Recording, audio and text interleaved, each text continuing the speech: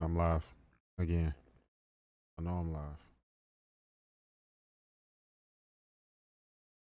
I know I'm live because I press start.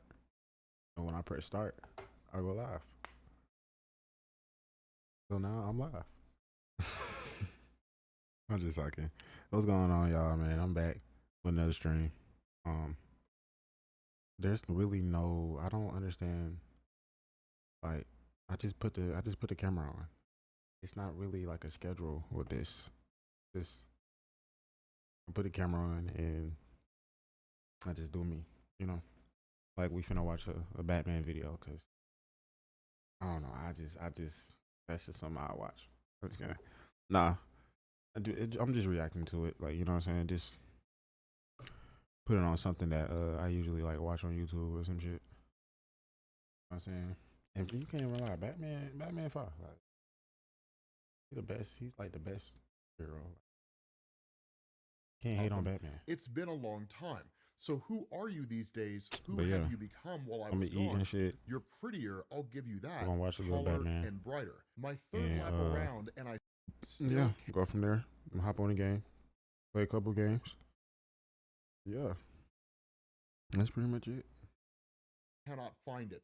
Where's your heart? You used to have a center, hot and beating, but something's hollowed you out. In fact, I barely recognize you anymore. I'm not sure I like this new Weird stuff. you, Gotham, but that's okay. I don't think you're going to like me much. I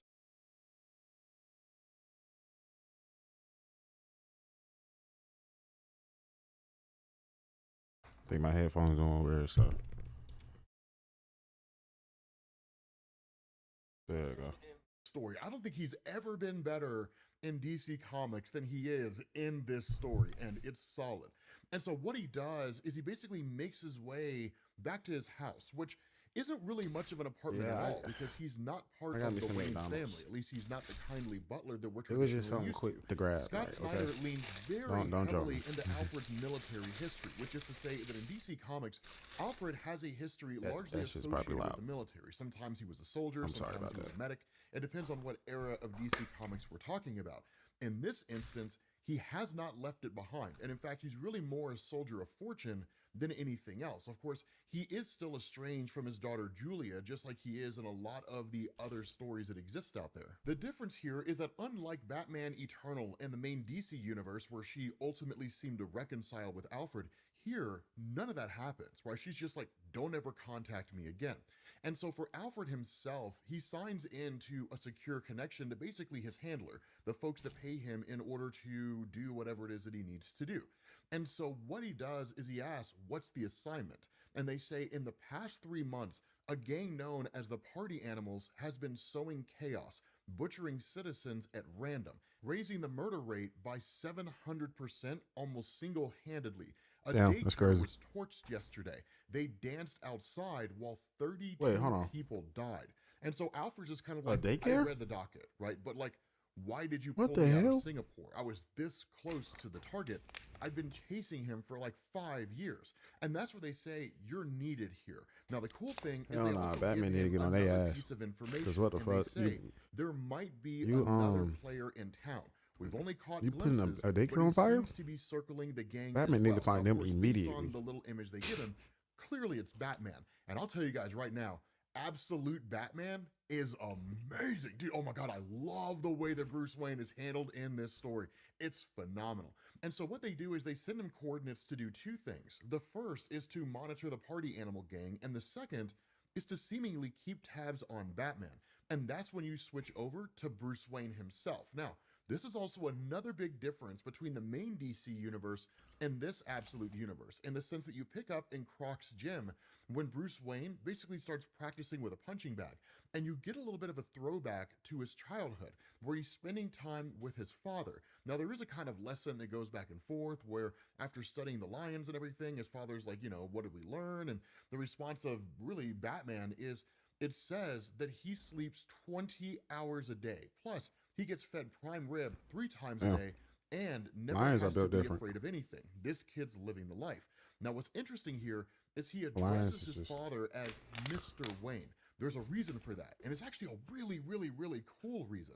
But at the end of the day, Thomas Wayne asks him, "Are you excited for the movie later on tonight?" Of course, Bruce Wayne says, "Well, I'm more excited for a nap than anything else." And so ultimately, it's just kind of like, cool, right? Let's get going, class. And so that's when you realize Thomas Wayne in the Absolute Universe is a teacher, right? He teaches elementary school kids. He's not the ultra wealthy industrialite guy that we're familiar with in the main DC That's cool. universe. But then shots start ringing out in the zoo. Now, of course, this leads to kind of flashing back to the moment. Bruce Wayne punching the bag, basically breaking it, and then meeting with what you and I know as Killer Croc. Now, he's not really the villain that we're familiar with. In fact, one of the other cool things as a development here is that there is a kind of conversation back and forth where they talk about how, like, Ozzy or Oswald Cobblepot effectively hooked up Killer Croc with an exotic pet license. So that's why he walks around with crocodiles and snakes and all kinds of cool reptiles. But the That's other cool. thing is they aren't really criminals. In fact, Killer Croc seems very, very active within the city of Gotham as somebody trying to improve the city, which I is just really, realized really I'm cool. live on And again, YouTube, we'll see watching how YouTube. far-reaching that goes here in a minute. But you end up learning that, like, I'm live on Kyle, Twitch too, Killer but Croc, seemingly Oswald kinda crazy. Cobblepot, and most likely the Riddler, just the redheaded kid in the glasses, they all go back to being childhood friends. Right? So, like, it's not as though they just kind of met each other indiscriminately along the way as Batman was being a villain, or at least being a superhero fighting villains, and that they just kind of did their villainous thing and that was it. It's cool that you get this history here. And so after that, you switch over to this just giant yacht out there in the water where you basically have a meeting between the Falcone Maroni crime families and the head of the party animal gang.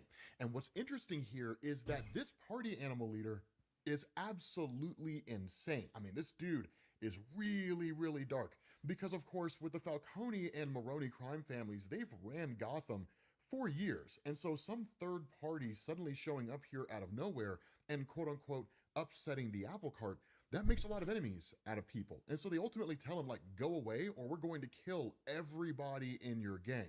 That's just what's going to happen. And so what happens is that this guy tells them that he's a huge fan of what are basically death masks. And in fact, he says, "Friends, I'm afraid you have me all wrong. History is what I'm all about." That's what we're celebrating here. And so when more masks are shown to the Falcone and Maroni crime families, that this guy says, not just any masks, death masks. I collect them. That one is rumored to be Socrates himself. This, of course, is Martin Luther. Of course, those Yeah, of he you guys crazy. who know your history know that Martin Luther is best known for the Protestant Reformation, but then the head of the Maroni crime family is shown that it's not actually Sal Maroni who's leading it. He cutting off Instead, people's faces. it's the brother of Sal Maroni, who, as far as I'm aware, doesn't exist in any of DC Comics outside of this. But one of these masks, essentially the head of Sal Maroni, is held by this leader of Bro, the do you party not animal see gang, this? along with the cousin of Mr. That is Falcone. And he's insane. like, and all the rest. So in essence, this guy came into town before the Falcone and Maroni crime families even Man, understood these what folks, was they are going not on, to play with and started killing at all. everybody, like killing all the other heads of the crime families in Gotham. So by the time these guys come to the seat of the table and say, you need to stop all your criminal activities, it's too late. The demons are at the door. There's no way to stop what's happening. Papa John's And woman. so these guys That's are funny. immediately killed on the spot, and their heads are going to be mounted up just like everybody else. I told you, this story is amazing. Yeah. Like, it's so phenomenal. And so again, This is a following Batman that, story, you by the pick way. up with Bruce Wayne officially donning the Batman. This is why I fuck mantle. with Batman. Now, There's one of always the some. things that had happened It's like during the his. conversation between Killer Croc and Bruce Wayne is This Croc stuff had get told dark. him, hey, like, Mayor Gordon is calling a kind of town hall meeting later on tonight to address the concerns of the citizenry in relation to the party animal gang and all the things that are going on. And so again, this demonstrates the fact that Croc is very, very much active in the community. And where one of the citizens speak up and really just kind of chastise Jim Gordon as mayor about how ineffective he is, the fact that he ran on his position as a cop, but he really hasn't shown any of the backbone he traditionally showed as a cop, meaning he's not willing to do whatever needs to be done to protect the city of Gotham from the party animal gang, that this guy says at least Mayor Hill did something. And so where Killer Croc stands up and says, like, Hamilton Hill was a crook, the response this guy gives is, yeah, but at least he was tough. And it kind of makes sense, right? The citizens of Gotham are desperate. And in times of desperation, people will believe what they want to believe. It doesn't have to be rational and it doesn't have to be reasonable. It's just what they choose to think. And so, in turn, you have this other guy who tells a story and he says, I run Finger Tailors on 27th Street. Every single weekday for 71 years, I've walked to my shop, except the day my son was born and the day my wife died. 18,302 times I've walked there, but I don't walk there anymore. I don't walk anywhere because I'm scared. And that's really what it is when it comes to the citizens of Gotham. Here's the kicker about all of this. While this entire town hall meeting is being conducted by Mayor Jim Gordon, Alfred Pennyworth is staking the whole thing out and he's watching all of this. And that's when he's basically in contact with his handler and kind of filling them in, and they're giving him information, different things like that. The party animal So Alfred, is surrounding town hall, and there's he dozens like of he them different in because this their this story. intention with all these He like people active. He one in the place field. is to go in here and shoot the place up, kill everybody in one fell swoop. Now, where you transition back to Mayor Jim Gordon, who talks about how he's going to bring these guys to justice and that he's working around the clock with the police, people call him out, right? And they're like, the cops, man, the party animals just torched a police station 2 hours ago, right? The cops can't do anything because these guys are not afraid of cops. Whenever cops meet someone with an equally capable force, the only real ally that police have on their side is fear. The fact that that person is just either too afraid of authority or has too much respect for authority to challenge cops. But when they have the means to challenge police officers and then they have no fear, that's when cops serve no useful purpose in society. And so that's why a lot of these folks are so terrified. Now, at that point, seemingly Selina Kyle stands up. Of course, most of you guys know her as Catwoman. And she says, look at us, all of us, right? This is what they want. All of us fighting, scared, blaming each other. But Jim Gordon served this city honorably for a long time. I work with his office and I trust him. I also trust us to be better than this because it's not just up to him or Commissioner Bullock. It's up to all of us to stop these killers. This is our city. And before she can finish her sentence, a grenade comes flying in, really more of a flashbang, and just everybody's blinded by this thing. The party animals come busting in and they're just like, so does anybody want to beg?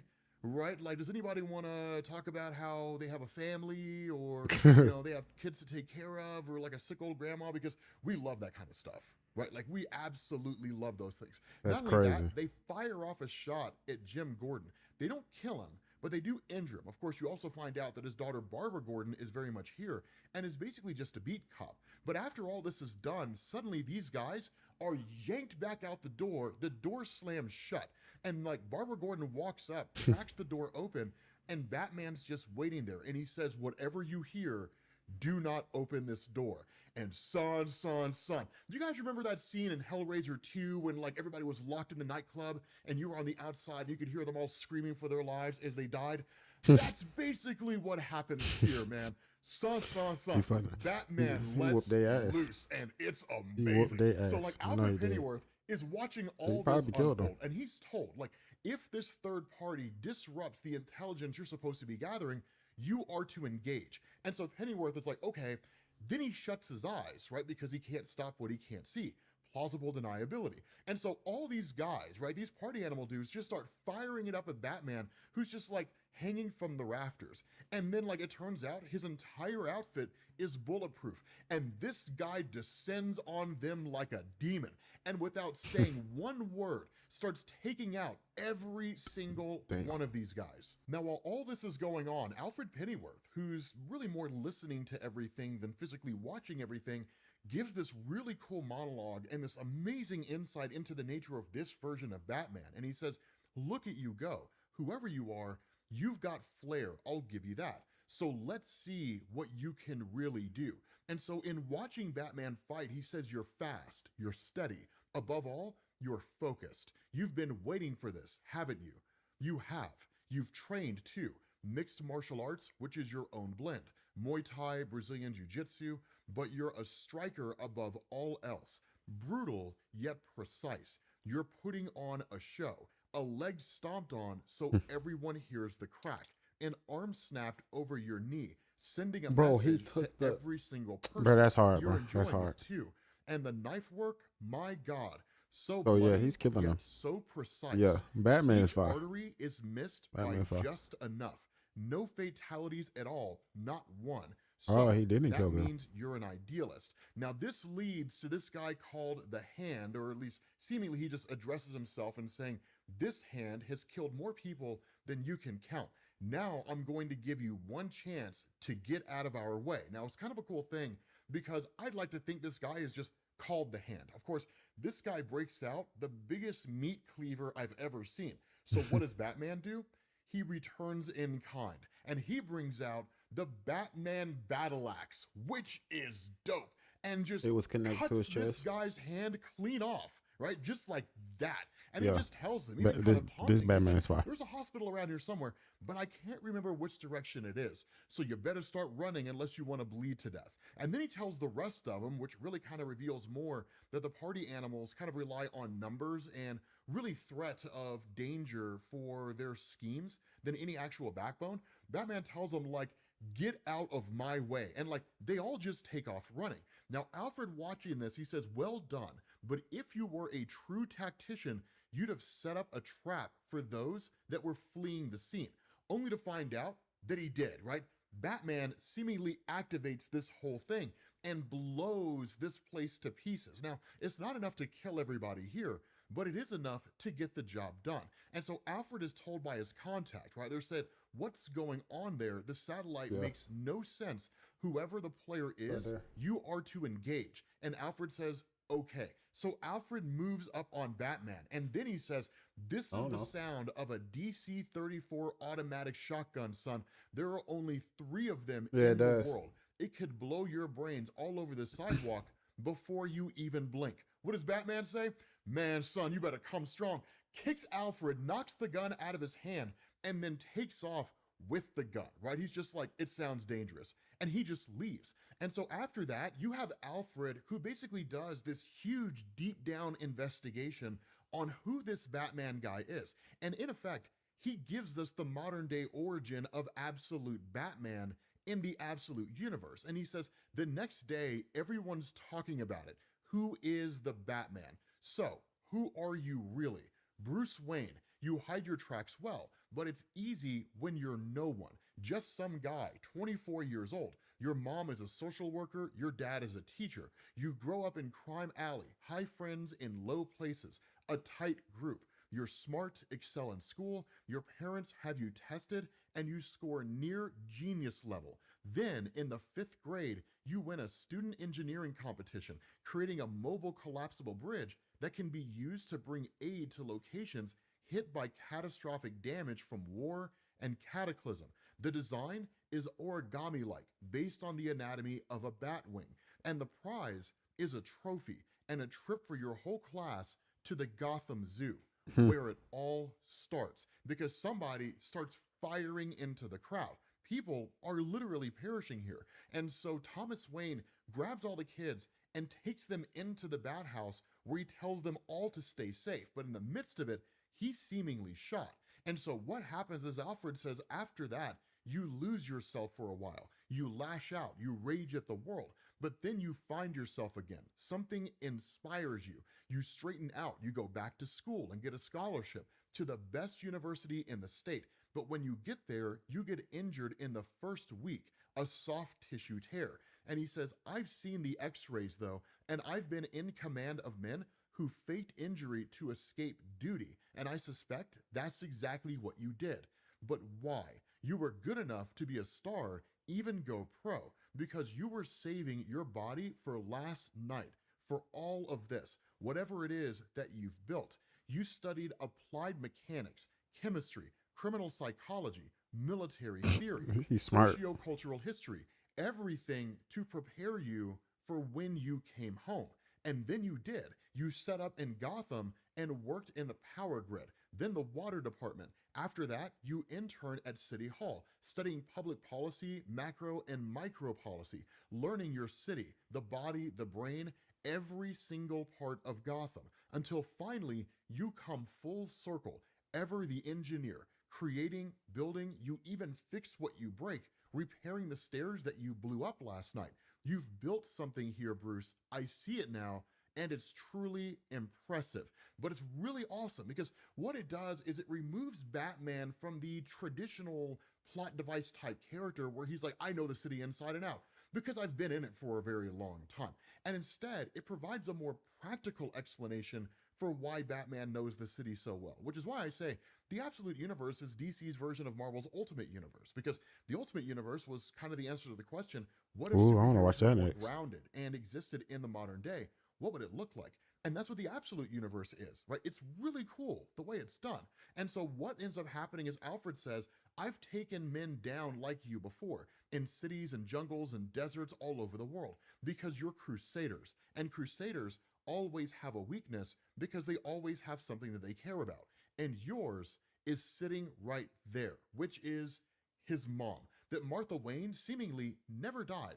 It was just his father. So you can kind of draw these almost Peter Parker parallels between this version of Batman and the one that you traditionally He got his see mom. in DC Comics, where he lost both parents. And so it's essentially them just kind of talking and Bruce saying, I love you and that kind of thing, and the way you would relate to your parent, essentially. And so Alfred kind of continues on and he says, I could kill you right here in front of her. It would be that easy. It's what I should do, but you're just a kid.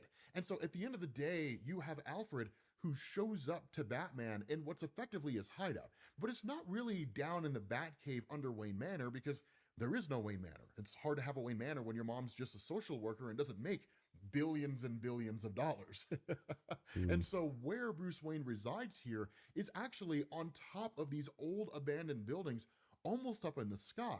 And so it allows him to operate with no one batting an eye on what he's doing because the buildings are designed to just kind of be like tax fronts, right? That they're really more write-offs than anything else. So the buildings are unoccupied. Nobody actually uses them. And so Alfred showing up here with his pistol is like, I'm shutting you down, right? That's the end of it. And so Batman draws the very gun that he took from Alfred, right? That DC-34 shotgun. And Alfred's like, I thought you were better than this, right? You're non-lethal. You don't kill people, right? And so he's like, give me the gun. And Batman opens fire on Alfred, right? Seemingly blows this guy away. And then he takes his motorcycle and he rides off. Now, here's the cool thing, right? Again, Alfred provides commentary here. He's like, a few things happened very fast.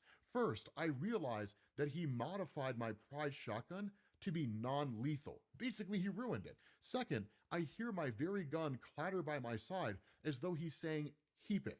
And third, I hear this roar, the roar of my own motorcycle. And four, his voice says, you're not the only one who follows people. So seemingly, from the first time that Alfred Pennyworth arrived in the city of You Gotham, can't mess with Batman, bro. Bruce Wayne's been following him. He's been learning about him, gaining information in the same way that Alfred's been gaining information about him. And so the question How that you gonna really think Alfred asked here is, what does he all really this thought he mean? was just gonna And be where able are you to going? to Right? Like, gain when you ride info off on like this, somebody are that's you going to literally get the lay does of this the land? shit Is that what this day is and night. for? What happens when you basically become the person that you really are intending to be? Not only that, you pick up with this epilogue, which is really, really cool, where Alfred, speaking with his contact, says, I'll take care of Batman the next time he interferes. And his contact says, Hold okay, on one sec. deal. But for what it's worth, the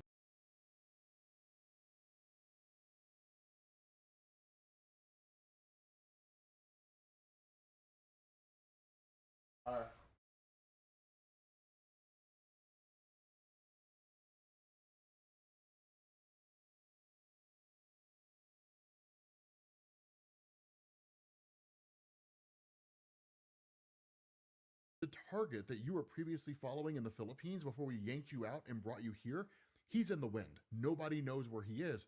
We thought you should know. Here's the thing. It's amazing because what happens is Alfred says 5 years I tracked him while he studied with Henry Ducard in France. Then he killed the guy while he trained with the League of Assassins, and then he killed them. Now this guy's in the wind. And so you pick up in Wow. Manila, and basically you have these two pilots, right? One of them says, or really asks here to be honest, is there nothing else that we call him besides Sir? Like there's no name or anything like that? And the other pilot says, nope, like all the names are fake anyway. Jack Arthur, even I don't know his real name. When you're one of the 30 richest men on the planet, You can be whoever you want to be. And so this other guy says, you think he'd want to be my rich, generous best friend? And this guy says, no, right? Don't do that. Do not joke. And when the guy asks why, the second pilot says, didn't you hear? The guy never laughs, not at anything ever. That's why they call him the Joker. With that being said, guys, we're going to bring this to an end. Scott Snyder's back, son, and I am so excited to see where this goes. Okay, so I don't like how early that ended. I needed a little more Batman action, you know. I guess this is the second one. What's going on, guys? This is Rob, and we are back with Absolute Batman, and this is issue number 2. Yeah. So there's still a lot of world building that's going on here, but the ending of this is amazing. It's one of the coolest things that you're going to see. So what we do here is we pick up yet again with the monologue of Alfred. Now, as always, if you need to get caught up, you will find a link to the playlist at the end of this video. But Alfred is not your traditional butler. Alfred's actually a military guy, really kind of like a spy type dude, like a mercenary, who's on assignment in Gotham when he happened to come across Batman. And so what he says is that over the next 2 weeks following the events of the first issue, the party animals escalate their offensive on Gotham. And in return, Batman escalates his offensive on them. Now, of course, the party animals are kind of like this rogue faction that's risen to prominence in Gotham, but nobody really quite knows what they want. But we'll get some answers to those questions as we get further through this. When we come across like Absolute Riddler and Absolute, Harvey Dent, Two-Face, before they become the villains they will inevitably become. But Alfred says he isn't everywhere, but he seems to know where their biggest attacks will be, and he meets them head on, like tonight at the aquarium. Now, one of the coolest things about this is that Absolute Batman is very similar to like Matt Reeves' Batman, right? He's unrefined, he's unpolished, he's not this prodigious fighter, he's not the greatest detective to ever live. He's literally a guy who's just kind of figuring it out and is just turned to vigilantism. So it's very much seemingly in the early days of his whole career. And truthfully, I love that, right? As much as I love the refined Batman who's like capable of 100 different fighting styles at one time and who can like solve every mystery like that, I do love having a Batman that is unrefined and is unpolished and doesn't really know exactly what he's doing. But Alfred also says he is incredibly capable and intelligent, because one of the things that goes on here is that in this fight, he talks about how Batman's clearly studied things like the art of war, right? That if you understand a battlefield, then you use the terrain to your advantage. And so as he's going against the party animals in this aquarium, that initially they seem to have the upper hand on him, right? That like, he has to come down eventually from the ceiling and they're in the water waiting on him. And so he takes a concentrated vinegar tablet, throws it into the water, and turns it into hydrochloric acid, which basically sends the party animals running out of the aquarium. And of course, they're arrested by the cops. But what Alfred also says is that Batman has these stash houses all over the city. So clearly he's not operating in the same Batman capacity that we're familiar with, right? Just a giant cave under Wayne Manor with like all kinds of crazy tech gadgets, right? These $50,000 Facebook machines and so on, right? Just like these crazy devices. Instead, he really is almost kind of like a bootleg Batman, right? Because what Alfred says is he has not been able to pinpoint every single stash house Batman has, but he has been able to find most of them. And he says from his movement, he's plotted a line where the others might likely be located.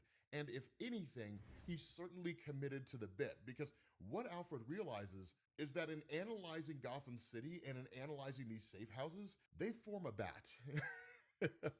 So Batman's nothing else if not consistent and committed to this whole thing. But Alfred in turn gives us a little more perspective about what Bruce Wayne kind of gets up to outside of just like facing off against these criminals, the party animals and so on.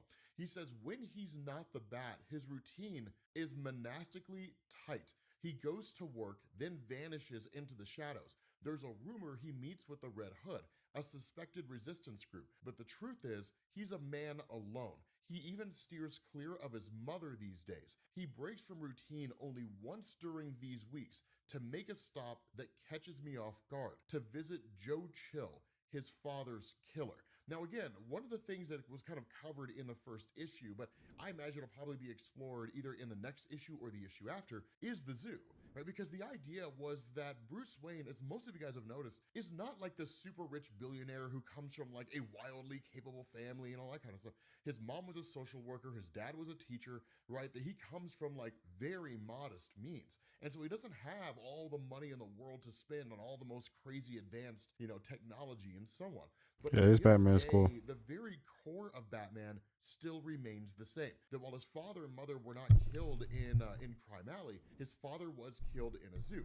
That his father was killed trying to protect kids, which is basically kind of falling in line with the philanthropic nature of Thomas Wayne as he's usually depicted within DC Comics. So a lot of these elements, right, a lot of the familiarity of Batman is still there. It's just reimagined in one of the best ways ever, right? It's Mhm. just, oh God, I love Absolute Batman. One of you guys made a really good point in saying that what makes Absolute Batman so good is that it's the perfect way to reimagine Batman in the modern era. But getting back into the story, one of Mhm. the things Alfred talks about is the nature of Batman and his limitations, because seemingly Batman is just one long advance forward, and it can't necessarily work that way, not with any real measure of longevity. He says, another week in, my handler tells me I have to drop protections from Batman. They say he's become too volatile a factor, right? Because while Alfred is monitoring Batman and while he was sent on a mission to really deal more with like the party animals than anything else, but Batman's kind of beating him to the punch. He's almost kind of like this hidden benefactor, right? He's just sort of like, I put little things in place that basically help keep Batman safe, even though he doesn't fully know it. And that's what he talks about here. He says, his provocations have helped me form a new theory on who Sionis is, what he's a part of. I think about making my case. Sionis, of course, being the leader of the party animals. And Alfred says, instead, I removed the protections. Soon after, the party animals find his caves in the empty high rise, just like I did. And that's what he kind of muses here, right? That when it comes to sort of any kind of military campaign, advance forward, rest and relaxation, because people need to rest, right? People cannot do a forward advance forever, right? I mean, eventually they will get tired, they'll be worn out, they won't be able to fight effectively. But what ends up happening is that when Alfred removes these things and when the party animals go after Batman, at the end of the day, it makes no difference. Batman keeps going anyway. And that's when Alfred realizes maybe that's all Batman really is, right? Just one gigantic advance forward, right? He never stops fighting no matter what, which means this guy's will is beyond Batman is anything fuck. that Alfred has ever seen in his life. And so at that point, you switch over to Jim Gordon. Now, we don't get a whole lot here, but we do get some pretty cool little tidbits that are absolutely worth covering within this story. And what ends up happening is that when Jim Gordon meets with Harvey Bullock and when he meets with like his daughter, right, Barbara, then initially they're just kind of having this little bit of a conversation where they're talking about actually like going after Batman. Now, at the moment, Jim Gordon is mayor of Gotham City, but the reality here is that the arrival of the party animals really seems to be what's disrupting his mayorship. Now, we'll talk about how that's not necessarily the case. That'll come from Harvey Dent here in a little while. But the reality is that the arrival of the party animals haven't done him many favors. Crime's higher than it's ever been. And it's one of the things that former Mayor Hill talks about here, right? That in the rise in crime, people have lost faith in the police. And so instead, they turn to a criminal to deal with crime, right? Of course, referring to Batman here. And that's why the Gotham City Police Department is putting their efforts in trying to capture Batman, right? Now, that's not new. Gotham City Police Department has been after Batman for years and years and years, no matter what universe you're in DC Comics. They're almost always trying to capture that guy. But what ends up happening is actually Martha Wayne shows up here. Now, this is one of the cool things because remember, Martha was never killed, right? And that's one of the conversations that goes on between her and Jim Gordon, where they're just really old friends. They've known each other for an incredibly long time. And truth to tell, man, I dig this. I don't really know why. I don't know why it just hits me in this amazing way. But the idea that like Jim Gordon and Martha Wayne were really old friends and kind of like it's just what seems to be this gigantic, quote unquote, Bat family is all connected in some capacity, right? Traditional Batman villains actually started off as the friends of Bruce Wayne when he was a kid. They're friends still, despite not having actually become the villains that we're familiar with. Martha Wayne never died. She's the friend of Jim Gordon, right? Barbara Gordon, the daughter of Jim, is just a beat cop. I love this whole thing, right? It's amazing the way that this is done. It's incredible. And so they kind of talk about this, how the world has changed over the years since they were younger, right? The Jim Gordon sort of commiserates for a moment about when he found Bruce Wayne, that Bruce was actually in the Bat Sanctuary, right? When everything went down at the zoo, the bats almost seemed to attack him, and then that led to Jim Gordon finding him, hence Batman, basically bringing in the idea of a bat in order to instill fear in people. But the other part is they talk about like how much the world has changed, right? They're like, I mean, there was a time when, yeah, we were crazy. Like we thought we could change the world, failing to realize that if the world could be changed by a bunch of 20-year-olds, it already would have been changed, right? So again, kind of Facts. realizing the fact that the world is a very difficult place to change, right? To move around in any meaningful way. But more so than that, Martha talks about Bruce because Jim asks, like, how's Bruce doing? And she's like, I don't really know, right? When he was a little kid, he would tell me everything, right? He would tell me everything that was going on in his life. I knew everything that was happening with him. Now, I don't. And what's so ironic about this is that this kind of stance of Bruce being very standoffish from his mom, keeping things hidden, is not that dissimilar from just general adolescence, right? I mean, most all of you guys know that we've all been through it, right? That we're not our mama's boy or daddy's boy anymore, or our mama's daughter or daddy's daughter anymore, or anything like that. Like we're becoming adults and we want all the benefits of adults with none of the drawbacks. And life doesn't work that way. But because we're coming into our own and because we're trying to figure ourselves out, we don't know who we are. We don't know what we want, and we certainly don't know where we're going in the world. It's all a gigantic, confusing mess, hormones and so on and so forth. It's literally emotional chaos in its most pure form. And so as we go through this phase in our lives, like we really kind of isolate ourselves from our parents in a lot of different ways. Not in bad ways, but we just don't open up to them the way that we used to because some things we just want to keep close to the vest. It Mm-hmm. helps us feel in control. And so following that, right, initially like Bruce Wayne's friends, they were sitting outside, they were waiting on him, and he just kind of yelled at his mom and said, just tell him I don't want to see him, that kind of thing, right? These again are all kind of flashbacks to what was going on in his youth, but it's really designed to sort of illustrate the fact that even after his adolescence, after the death of his father, going into the modern era where he's much, much older, it's all still very much the same. He's still very much closed off. And so following this, what you do is you pick up with a poker game. Now, there isn't really much of a hidden meaning behind this poker game other than the fact that it's all these different guys playing together. I would imagine the hidden meaning behind this is to show the close connection among all these friends, which will make it even more tragic when they start becoming villains. God, it's gonna be like the ending of Fox and the Hound, right? Like, we'll always be friends forever, right? Like, it's gonna be crushingly devastating. But as Mm-hmm. you guys can imagine, Edward Nigma is the tech guy, right? This guy is incredibly good with technology. Harvey Dent, right, an aspiring lawyer and really an existing lawyer, is very well put in with like the whole criminal sphere or really the legal sphere, the whole legal system and everything. And the list goes on and on and on. The only person that's not here is Catwoman, right? Selena Kyle. The last they heard from her, there was a postcard sent from Cairo. But at the end of the day, what Bruce does is he brings in one of the helmets of the party animals. And this is cool because he talks about how he's basically helping to clean up, City Hall and that kind of thing. And so that's how he was able to access this, right? Lying to his friends about being Batman, essentially, which really begs the question, will he tell them? And if he does, is it possible they never become the villains that we're familiar with? Instead, they all join the Bat family, right? There is no Dick Grayson, there is no Jason Todd, there is no, Barbara Gordon becoming Oracle or anything like that. That's But instead, like Edward Nigma is Nightwing and Oracle, Robin. right? And like Wayland becomes the Red Hood. I mean, how dope would that be? Oh my God, dude, now that I think about it, man, how dope would that be? Oh God, I really hope that happens.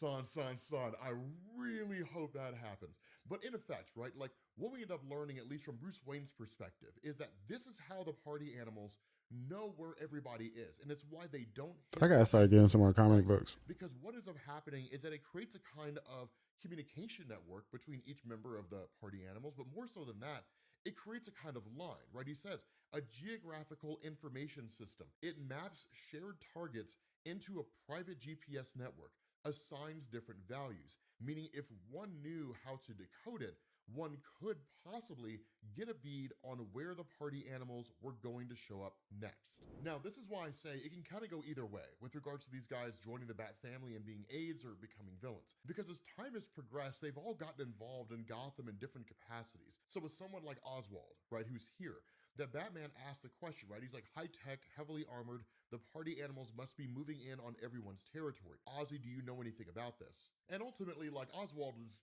kind of feels like Batman's asking, like, you know, I mean, I'm in an atypical line of work, right? I mean, why would I be involved in that kind of thing, you know? And it's kind of like, but I mean, if I was, I would probably tell you that they're not really moving in on anything in particular, right? As far as I can tell, these guys are just out to wreck the city. The word is that Roman, right, that he kills everyone who meets and tries to make a deal. And that's it, which is the reason why the head of the party animals took out the Maroni and Falcone crime families, right? Like, they were dead and gone, right? They're out of the picture. And so at that point, the question kind of shifts over to Harvey Dent. What do you think's going on, right? Do you think this is potentially political, right? That is some kind of an attempt by way of like Jim Gordon or even like Mayor Hill to try to retake control or something along those lines? And the response of Harvey is he says that Jim Gordon was hurting before all of this chaos. It would basically be overkill to do all of this just to discredit Jim Gordon, literally and figuratively. And so he's like, my 2 cents, if this is political, it's about more than simply just power. There's something bigger going on here. And that's where Bruce asks, right? What's a bigger motivator than power? And that's where Harvey chimes in with this amazing statement where he's like spoken like a true crime alley boy. Money, brother, the source, the chicken and the egg, both, right? If you have power, you have money, or if you have money, you have power. Which one comes first and which one matters more? It's really, really cool. And truth to tell, it's almost a little Edward Nygma, right? It's almost a little Riddler in terms of the ideology. And so that's where you continue with Harvey Dent's monologue, right? Where Batman throws down like 3 aces to beat Harvey Dent's 2 pair. And he's like, I mean, unless we're playing with Jokers. And that's where Harvey says, Jokers are never welcome here, Bruce. And he says, I never should have let you in on the pot. And look, I don't know if it has anything to do with the party animals, but from what I hear in the halls, Mayor Hill has been taking in a lot of capital, like a lot. This guy I know who works in his office, a young guy named Haiti, he says Hill is riding high on the new purse that he calls, quote unquote, his golden chest, right? Where's this money coming from? No one seems to know, and no one wants to rock the boat. Nobody wants to flip that coin over and see what's on the other side. And so Batman does, right? He literally goes into Mayor Hill's office and then basically accesses a file, right, that says Arc M. And Arc is what a golden chest is also known as, hence Arc M. And so when he opens the folder, he's immediately met by a video that comes directly from seemingly, right, the head of the party animals. And he's just like, so here's the thing, man, we need to sit down and have a conversation. But there's a little bit of a catch. I notify the entirety of the Gotham City Police Department, and all my guys are surrounding this building. So if you want to talk, that's great. I'm 100% down for it. The only thing you have to do is survive long enough to do it. And it's dope because Batman, this is the ending I was telling you guys about. And so Batman slides all the way down to the bottom just to be met by the arrival of Alfred. Now, he doesn't really take Alfred overly serious. We know that from the ending of the last video, or at least part of the last video, when he literally just snatched the gun out of Alfred's hands after overpowering him and then took it, right? And then turned it into like a non-lethal weapon.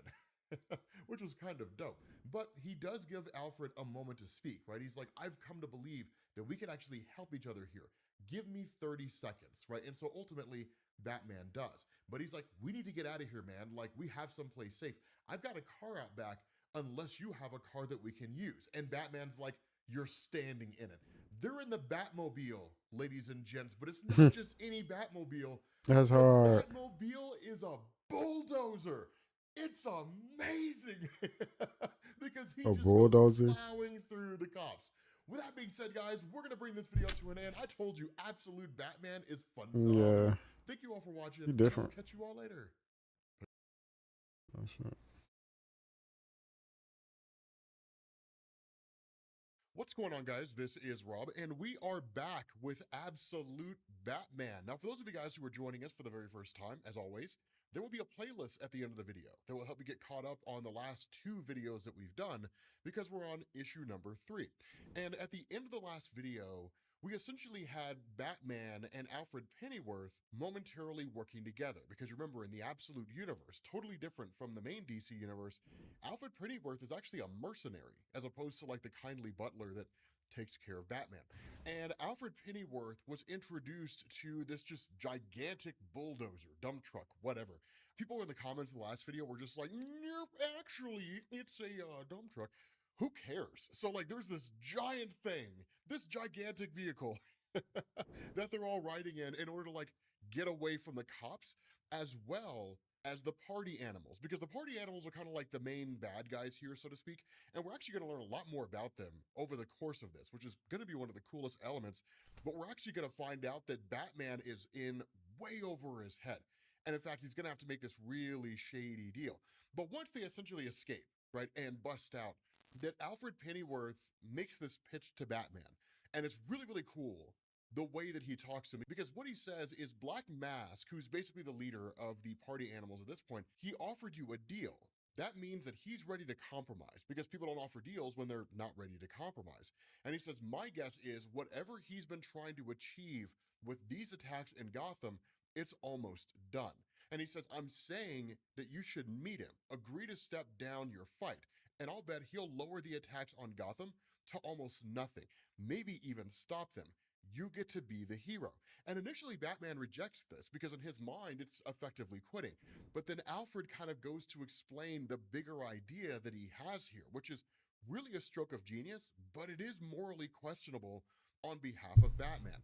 And he says, you would effectively save Gotham by saving lives through diplomacy, by being a grown-up. And if that's not enough, Black Mask serves some of the richest global plutocrats. This offer, it's probably for $100 million or more. So you take it and you can set Batman up as something real, something with impact. Now, here's the big thing about Absolute Batman in DC Comics. He's very reminiscent of Flashpoint Batman in the sense that while Absolute Batman has a few more resources at his disposal, it's very much a kind of bootstrap operation, right? I mean, it's not the grandiose, huge bat cave when, Bruce Wayne having billions of dollars to spend on all the stuff that he needs for gadgets and everything, right? It really is just Bruce Wayne flying by the seat of his pants. It's true vigilantism in every sense of the word. And so where Batman asks the question, what's in this for you? Alfred says, for Sionis to make the deal, he'll need to make transactions that will likely give my people all that they need on him. So me, I get to leave this city and you get to build Batman into something big. And that's where Bruce asks, so like Sionis just gets away with all of this?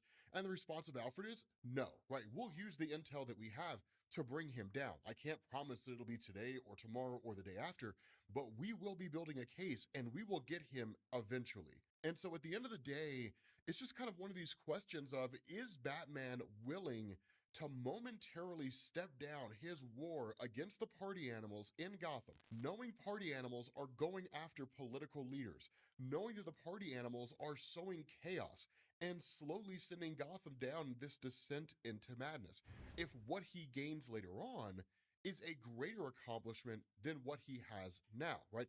Do the means justify the ends? And so at the end of this whole conversation, Alfred's just kind of like, okay, like we make a pretty decent team. Find us some way out of here and we'll keep it going. And Batman just says the lever in front of you.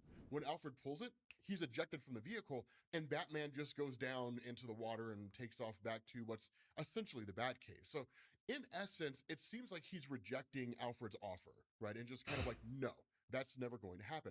And morally, it makes sense. Right? From a moral perspective, Batman's not the guy to abandon his war on crime, even for a moment, and even if it means that at some future point in time, the city could be better off. Now, you could argue that that's dogmatic. You could argue that it's short-sighted. However it is that you want to look at it, it's the stance that he takes.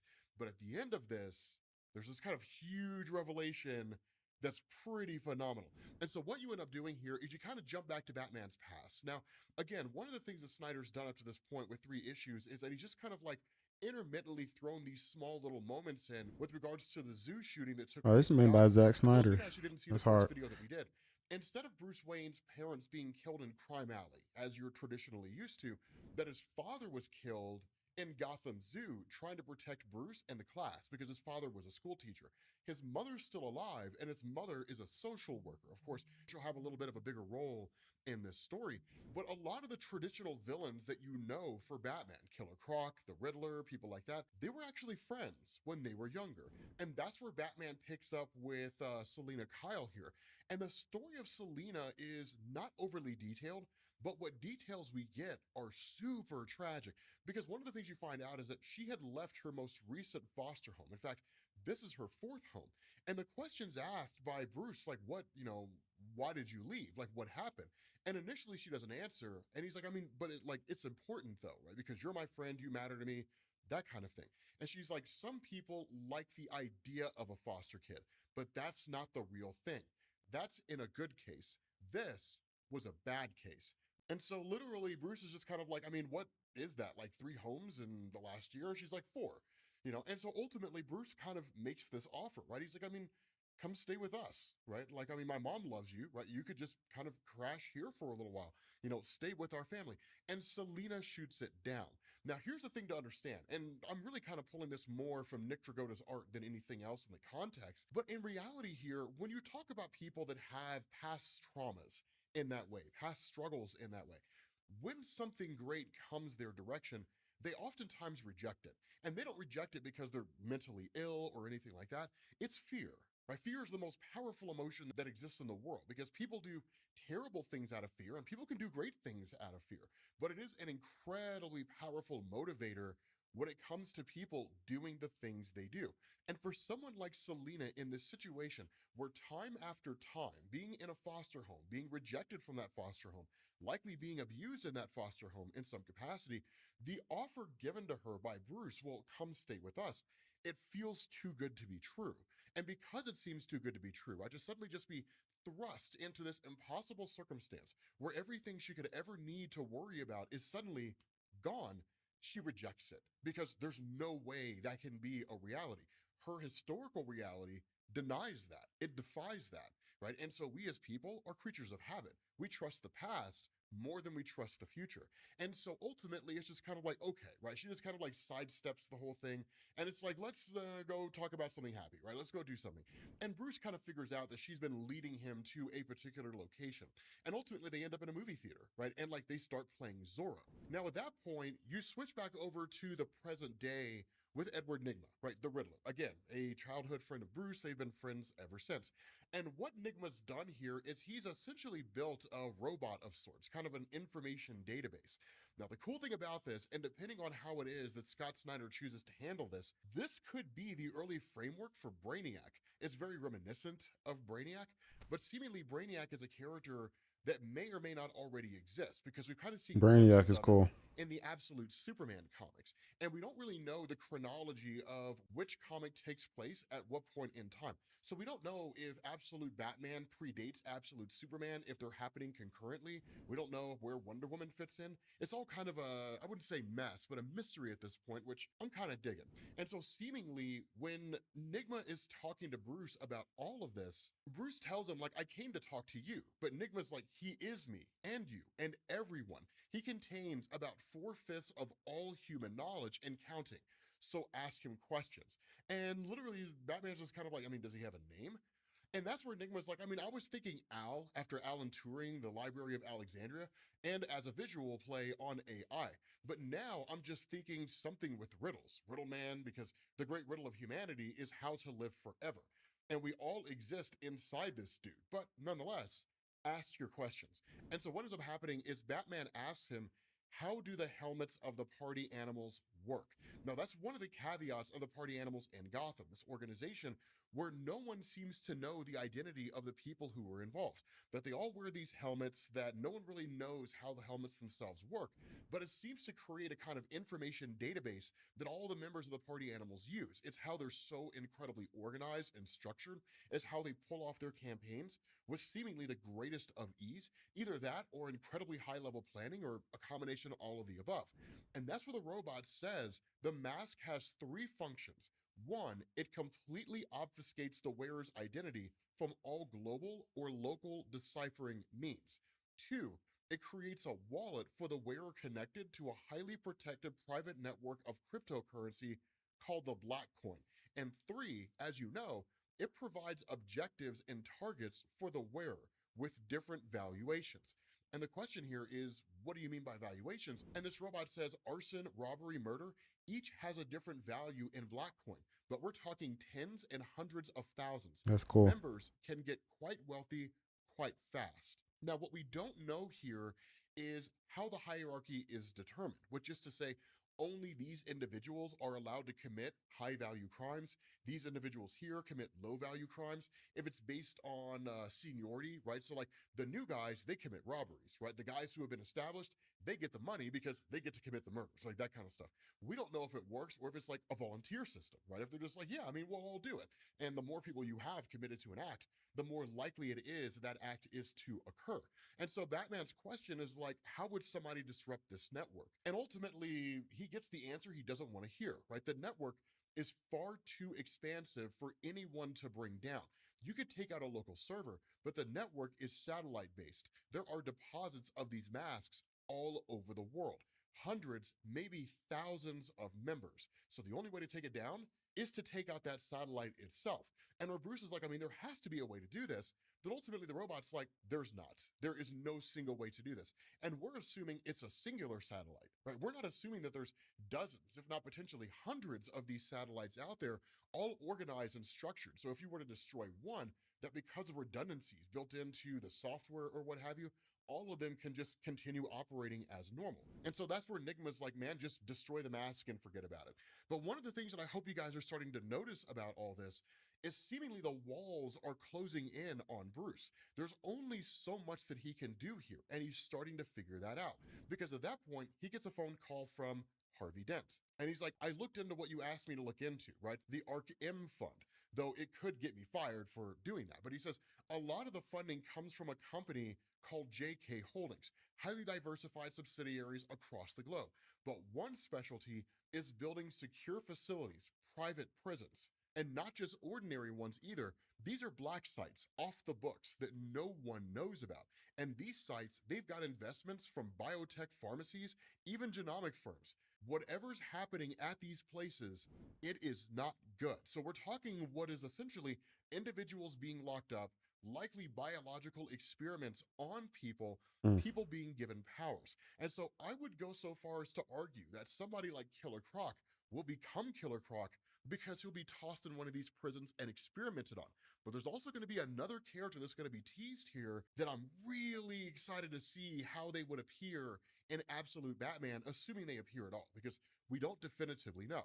But what you end up doing here is switching over to the former Mayor Hill, because this is an election year in the city of Gotham. So former Mayor Hill is running for election, and then Jim Gordon is, I believe, running for re-election. I could have those two things switched, but effectively, they're running against each other. And so Hill meeting up with Commissioner Harvey Bullock, this is initially believed by Bullock to be basically Hill trying to get his endorsement, right? You know, with that nickel slick smile and the, politicians' manipulations, right? And basically saying like, I need you to go out in front of the city of Gotham and tell them that like, I'm the guy they should vote for, right? That kind of thing. But ultimately Hill's like, actually, no, that's not really what this is. I mean, I wouldn't mind having your endorsement, but I want you to meet somebody. And so what happens is Hill brings Harvey into the ship itself, and Harvey comes face to face with Roman Sionis. Now, here's another really cool thing, and this isn't really the big character that I was talking about, but it is kind of a nice little throwback from Scott Snyder. So Sionis is actually kind of engaged in, I guess, a practice wrestling match of sorts with a guy named Bibbo Bibbowski. Now, Bibbowski back in the day was actually the biggest fan of Superman in DC Comics. At least he was post-Crisis. I don't know if that's the case right now with like New 52 and DC Rebirth, but like it's a nice little throwback, right? It's a nice little bit of a thing there. I mean, it's not an overly huge deal, but Sionis is able to kind of like hold his own against this guy and clearly outmatch this guy. But the discussion is really, really cool, because what happens is Harvey's just kind of like, okay, like, what's the deal with all of this? And that's where Sionis is like, make yourself at home, right? And where the question's asked, like, what's with the mask? The response of Sionis is like, well, it's just for anonymity. I have a lot of enemies in my line of work. And he says, I'm a professional pacifist. And by pacifist, I mean I help bring peace to troubled areas around the world. Good places being taken advantage of by bad people. And your city, it could use some peace these days. Under your boss, Jim Gordon, some very bad people, they're tearing Gotham apart. And where Harvey takes offense to this and like initially goes to leave, the response of Black Mask is no, no, no, I'm not disrespecting the memory of Jim Gordon, or Jim Gordon's not dead, but I'm not disrespecting the legacy of Gordon in his time as mayor. Jim Gordon's a good man. We can all agree on that. And you two were cops together. I get that. That's a very, very close bond. But the fact is, the party animals are degenerates, young, godless, believing in nothing. They're filth, and they're growing in number. Between them and this Batman, the city of Gotham is quite literally falling apart at the seams. You have to get things under control now, or it'll all fall apart fast. Hearts and minds, soft laws, you know what all that leads to. And that's where Harvey's just like, war, right? Like it all leads to war. And that's where Sionis is like bingo, right? I've seen it happen in cities all over the world. I grew up in one. Now I hear you requested 4 RVs and 1 air. My people can get you 10 and plenty of choppers, all through state channels, all above board. So how about it? What do you say? And seemingly, they strike a deal together. And so that's when you switch over to Bruce kind of learning this dark secret of Gotham and learning the reality of the world in which he lives, where essentially Alfred Pennyworth gives this narration that kind of provides the answers and the context to what Bruce is looking at. Because Alfred is kind of asked, like, are your eyes open yet, Bruce? Again, a kind of monologue here where he's not talking to Bruce directly, but he's like, are you starting to see the pieces? They call them ARCs, these black sites, secret, unregulated prisons run in conjunction with other governments around the world. ARC A was the first, the prototype in Santa Prisca. Clearly Bane, or hopefully Bane, is going to become a part of the Absolute Batman mythos. And I'm excited to see what Absolute Bane would look like. I don't know. I have no idea what that would be like, but like I really want to see it, right? Arc B is in Russia, which seemingly indicates KG Beast. Arc C is in China. And where Bruce is kind of looking at this, he's just sort of like, what in the world? And that's where Alfred's like, wherever you are, I hope it's finally coming into focus. Arc M, the biggest yet, is planned for Gotham. Look at it, Bruce. Look at what you're up against and all that you could lose. And again, you kind of switch back to this moment when they were in the movie theater, right? When they were watching Zorro as kids. And initially Bruce wants to leave, but like all of his friends show up and they're like, no, no, no, no. We're watching this movie from beginning to end, right? And his mother's sitting all the way back in the theater, just kind of watching them all, you know, hang out and socialize with each other. But it's designed to illustrate the closeness that Bruce has with everybody, right? With his friends that care so much about him, with his mother, who of course loves him. You switch over to this moment where he has a conversation with his mom after seemingly observing everything that he saw with Arc M. And in turn, like his mom's of course kind of like, okay, like, I mean, I'm glad you're here, but like there's a look of worry on your face, like what's going on? And you actually find out that she's stepping in as Jim Gordon's deputy mayor, which terrifies Bruce Wayne because of the fact that there are so many people that would be coming after her, right? Like the party animals will try to kill her if she doesn't step aside and allow the party animals to do their thing. And because Jim Gordon stands in the way of the party animals and they went after him, they're definitely gonna go after her. So Bruce is worried about that. But the stance of his mom is really kind of the Alfred Pennyworth type thing that you would expect, right? Where she's like, I mean, I could like not do this and I could stay safe and I could leave the city and I could go somewhere else. But what kind of person would I be if I did? Right? It's not just about the city of Gotham. It's also about me, what I stand for, what I value. And what I value is truth and honesty and doing the right thing. I would be betraying those values if I didn't do any of those things. So sure, I know that I'm putting myself in the Real crosshairs, shit. but in order to make something better, sometimes you're gonna have to put yourself in the crosshairs, right? Nothing ever comes easy in this world if it's worth it. And so ultimately Bruce is kind of like, okay, like there's nothing I can do to convince her that this is a bad idea. So that's when you switch back to Alfred, right? And Alfred says you cannot protect them, Bruce. It doesn't matter how brave you are or how skilled you are or even how right you are. There's only one thing you can do to keep them safe, and that's accept the reality of the world that you are in. Look around past your fist at all the people who get hurt. Look up past the towers, the satellites, at the forces at work. A whole sky tilted against you, and then look down past your feet and at how far you could fall and do the only good thing that you can. And so that's when you switch over to a kind of televised program where Hill, running for mayor, is just kind of like, Gordon's vision has failed the city of Gotham, right? And it's failed you as a citizen of Gotham. Like, I have the endorsement of Commissioner Harvey Bullock and the Gotham City Police Department. It's time for us to take Gotham back together. Now, this is where you start to realize how shady he is, because the shooting at Gotham City Zoo, right, in the same way that the deaths of Thomas and Martha in the main DC universe were like this kind of huge event, right? Like, oh my God, like ultra wealthy people were killed. That's a massive thing, right? As opposed to the any number of just regular Joes who die every day, that it receives special attention. Because as the Joker said in The Dark Knight, it's not supposed to happen that way. And so there's this kind of vigil that happens every year, right? Where they basically have this kind of memorial light that gets turned on to commemorate and remind everybody of the fact that it happened. And it kind of brings everybody together, if only momentarily, right? What Hill says is tomorrow marks the anniversary of one of the most violent days in city history, the Gotham Zoo shooting. I propose that this year, for the first time since that tragedy, we do not turn on the memorial light. It would be a mockery to see it bright in the sky with blood running in our streets. And while he's talking, you have like these reporters, right? And they're like, and amidst all of this, people are wondering, where's Batman? How will he respond? Now, this is a very particularly, I wouldn't say intriguing, but political move by Hill in this campaign. The reason being because that light represents unification. It represents a terrible thing happened to our city.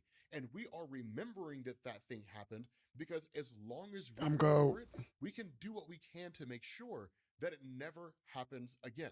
But once you stop remembering a thing, it fades into the background, right? In political speak, people's memory is only ever one election long. And so in this instance, people don't remember what happened way back when enough time passes and the beacon stops being lit. And so it's just kind of a way for Hill to kind of remove that unification that the citizens of Gotham would have. And as Napoleon Bonaparte learned and taught the entirety of human history, a divided country is an easily conquerable country. And so in this instance, a divided Gotham is an easy to conquer Gotham. Now, I imagine Mayor Hill, or potentially Mayor Hill, is putting himself in a position where he hopes that he can capitalize on this and become a kind of like ruler of Gotham. I could imagine, like most any politician, he's a means to an end. And when the campaign of the party animal succeeds, if it does, they're gonna clip this guy, right? Like he's gonna sleep with the fishes. Be curtains for Hill, which I couldn't be sad about the fact that it would happen. And so ultimately you have Batman communicating with Sionis using one of his masks. Now, of course, he's not showing his face, but Sionis is like, that's right, man, $200 million to stand down as Batman for 1 week. And I'll make sure we go a little bit easier on Gotham City than we normally would. Now, I can't see you, but I hope you're smiling just thinking about it, thinking about all the good that Batman can do with that kind of money. The cars, the weapons, the tech. He'll be something larger than life, something epic. And where Sionis keeps talking, Bruce Wayne just simply says, enough, I'll take the deal. With that being said, guys, we're going to bring this video to an end. I told you the ending was nuts. But if you guys need to get caught up, make sure you click this video playlist. And if you enjoyed this video, make sure you drop a like, and I will catch you all later. Peace. Got to take it. Whoa. I didn't like that ending. That sucked. All right. I'll hop on again.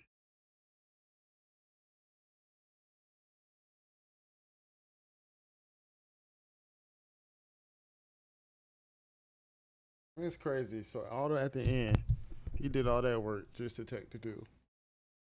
For them just to run the city, pretty much. Yeah, the ending was bad.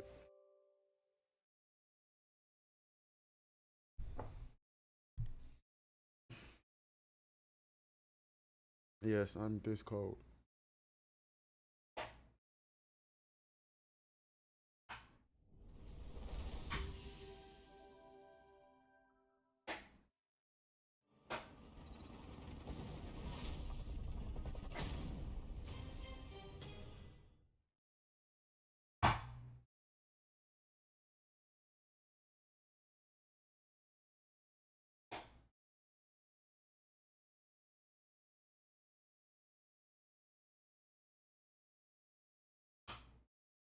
There you go. Gotta get my chair right.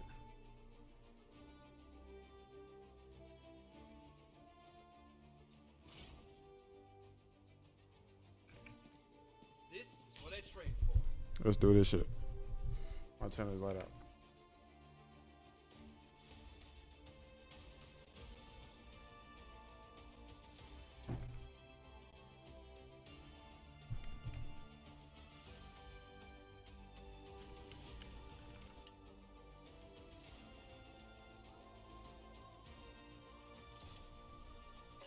I'll take care of everything.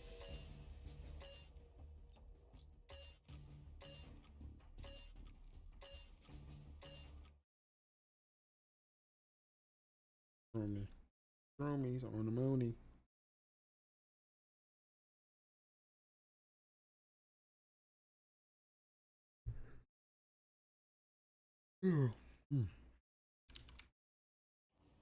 Havoc's forces have seized control of this desert, setting up checkpoints and ambushing vehicles to steal supplies, turning the area into a war zone. Today, we show them the true meaning of force. Your orders are clear. Break through their lines and reclaim the stolen supplies. Neutralize any forces that try and stop you. Weapons ready. You're approaching the first objective now. Missiles incoming! Find cover!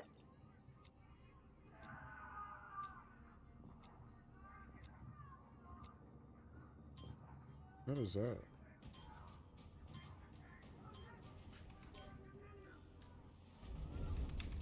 Attack! Keep them out!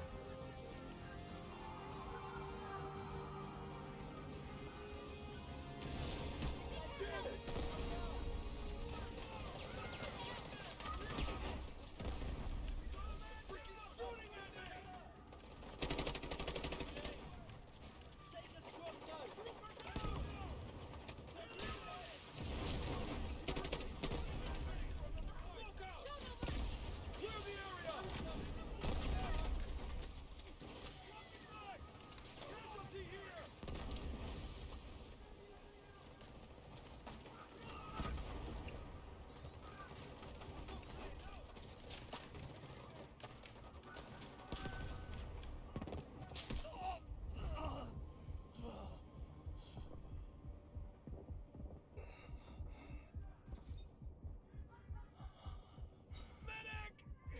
I'm here!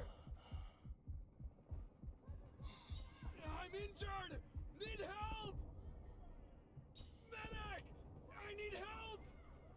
Our forces are moving to attack. Alpha 1. Well, not a single medic is over here.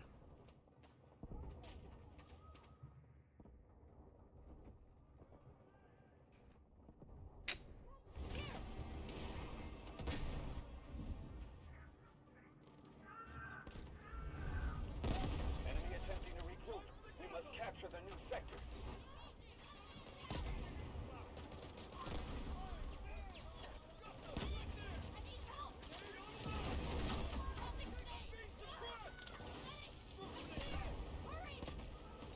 Get up and fight back!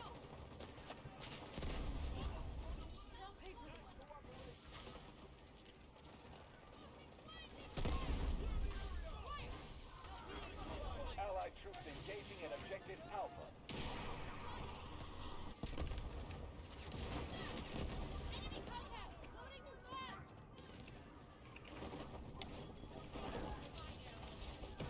Exoskeleton activated!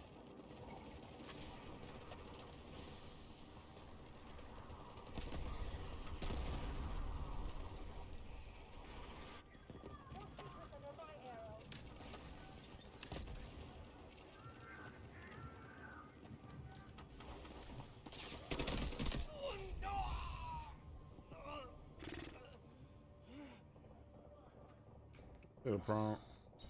Give me a hand! You the only medic over here. Come help me. I need a hand! And he dies.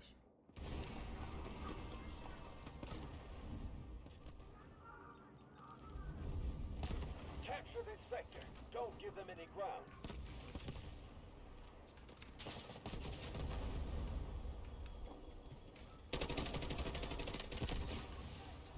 That was horrible shooting on my part, Look out, grenade! but it's alright.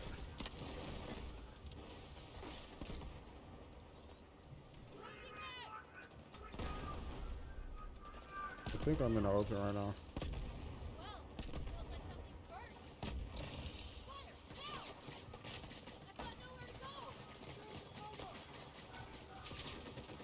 Our forces are moving to attack Alpha 1.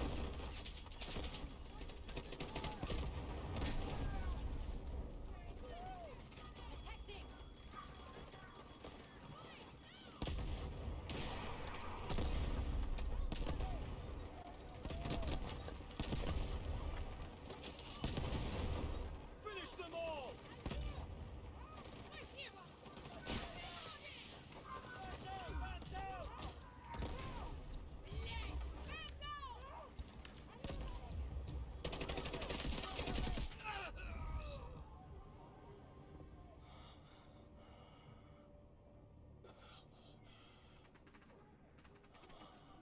Real one. My bad! Good work. Objective clear. 80% of our troops remain. Continue to push.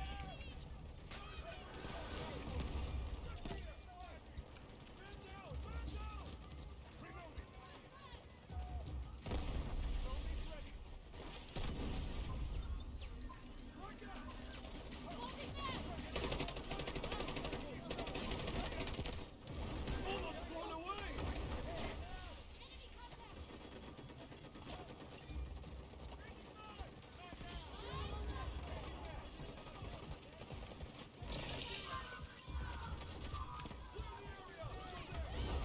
Smoke grenade!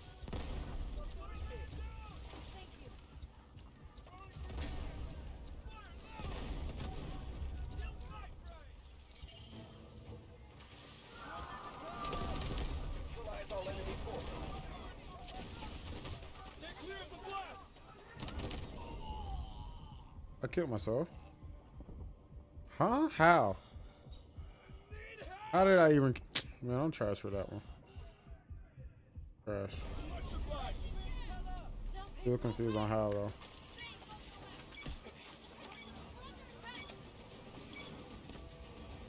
Attack. Keep them out.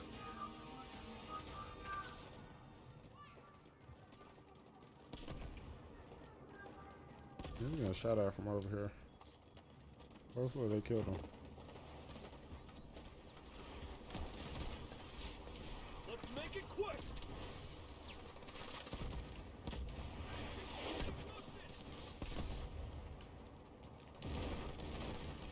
Clear the area!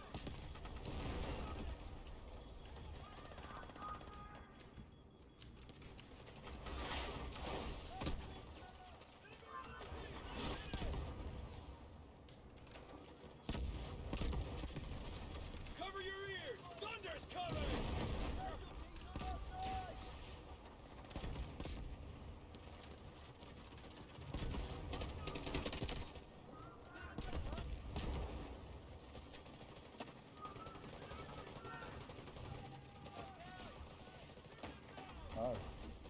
How are you? Allied troops launching an assault on objective Bravo 1. I'm good. How about you? I'm streaming right now.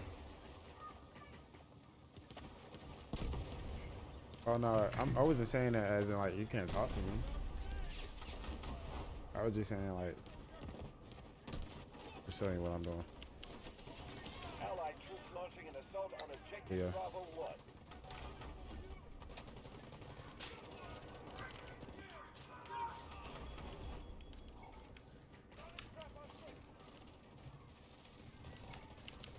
But yeah, what was you doing?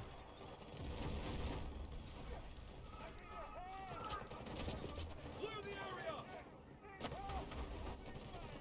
Hmm.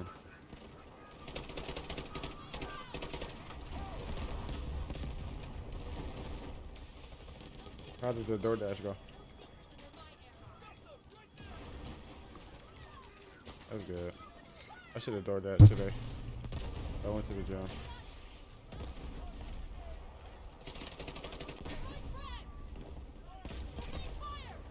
I'm gonna have to switch you to my other phone because this phone low.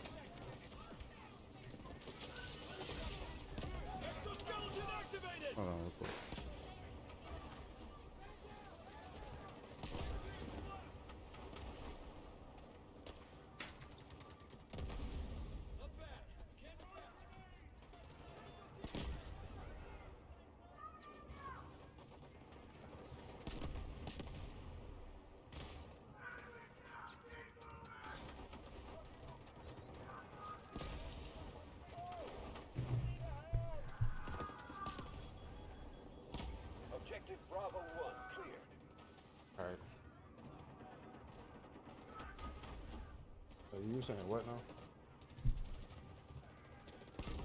You said.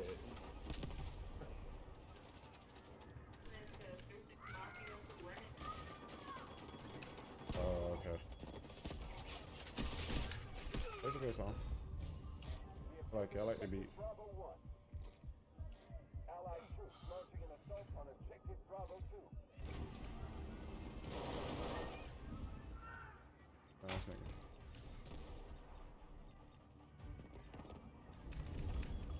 Attack! Keep them out!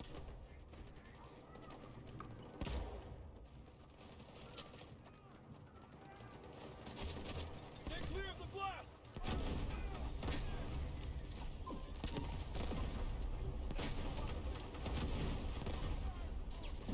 Cover your ears!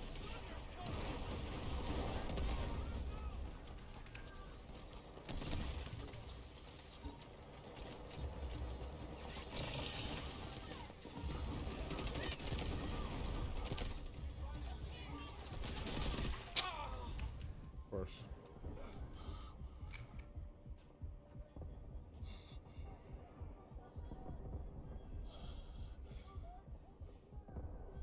Appreciate that. You a real one. Ready for another fight!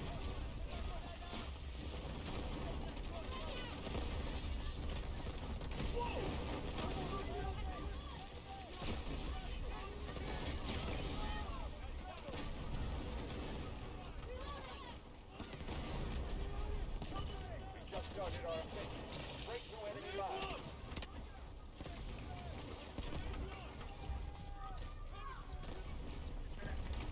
Okay.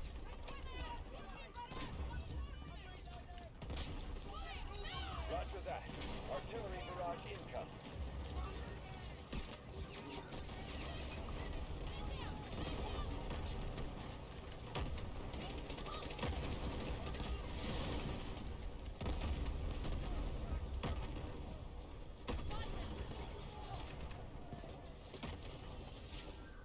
Let's make it quick!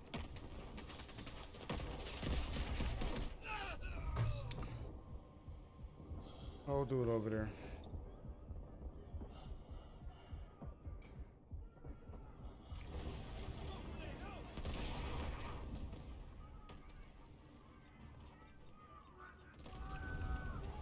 Capture this sector. Don't give them any ground. Objective Bravo 2 clear. Stay frosty.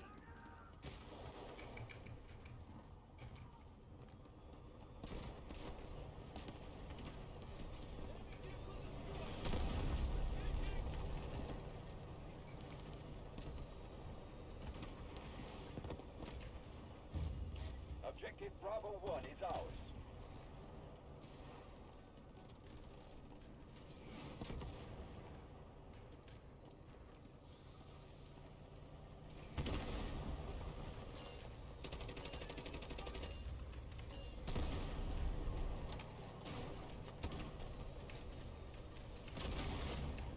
This way!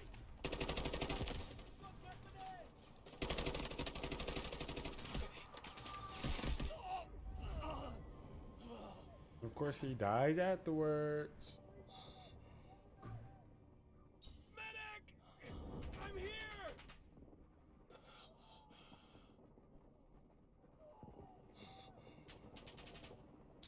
So fucking trash. So trash. So trash. So trash, man. So trash. Attack! Keep them out!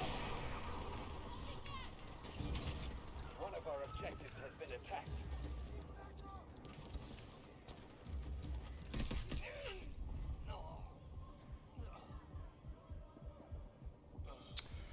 Oh man, bro. I really do question him. I really do. You know what? The enemy is attacking objective Bravo 1. Launching grenade!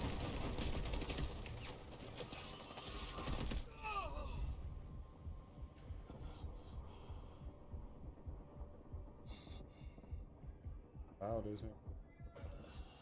The whole dude right here. It is.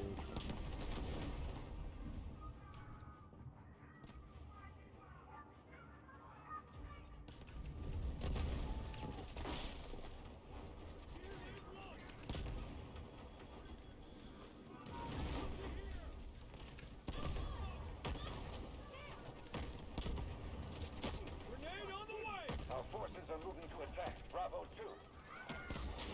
What you doing? Hmm?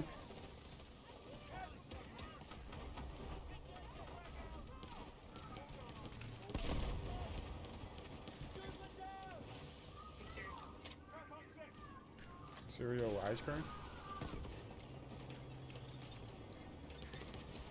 Different.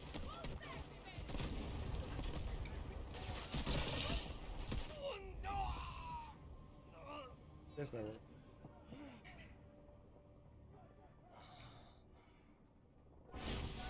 Cereal, ain't it?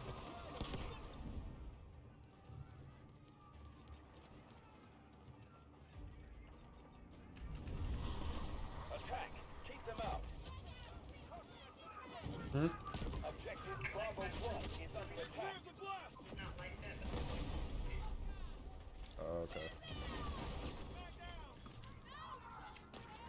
Yeah, I like my milk like that too.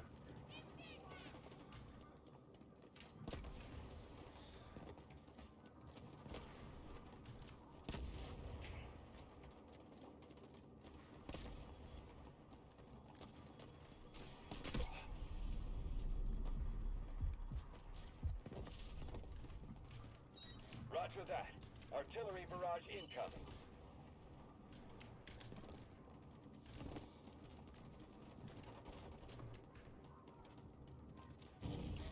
One of our objectives has been attacked.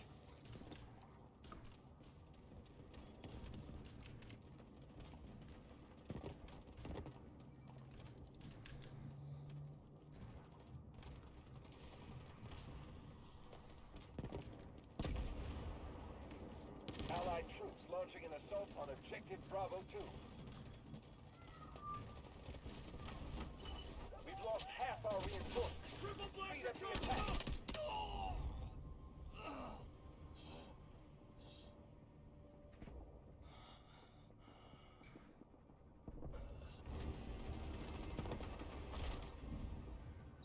Roger that. Artillery barrage incoming. Attack. Keep them out. Cover your ears! Thunder's coming!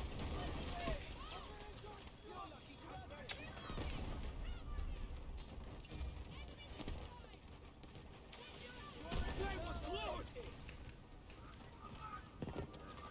Strategic beacon deployed.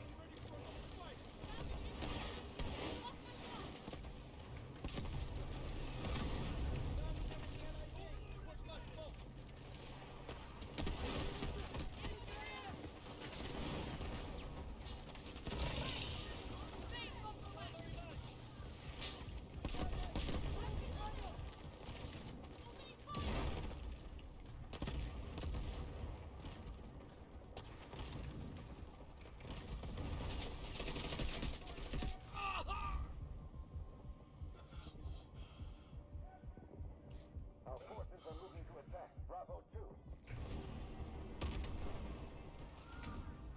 Fuck. Attack. Keep them out.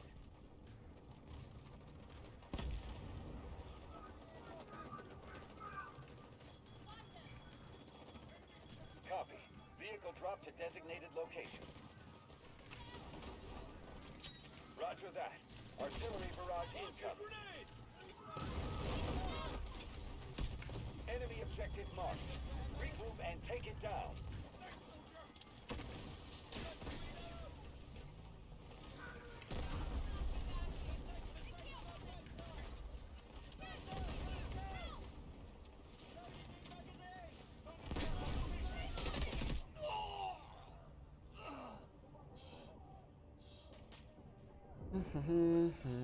What are you doing? Give me a hand! I need to switch my gun. I need a hand!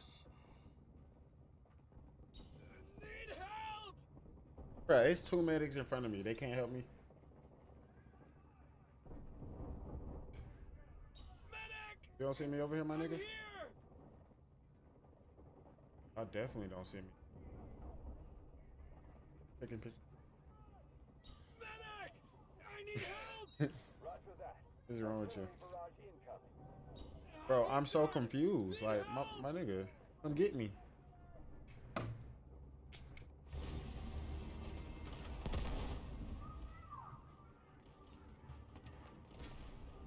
Dumbass. Attack. Keep them out. Grenade launched!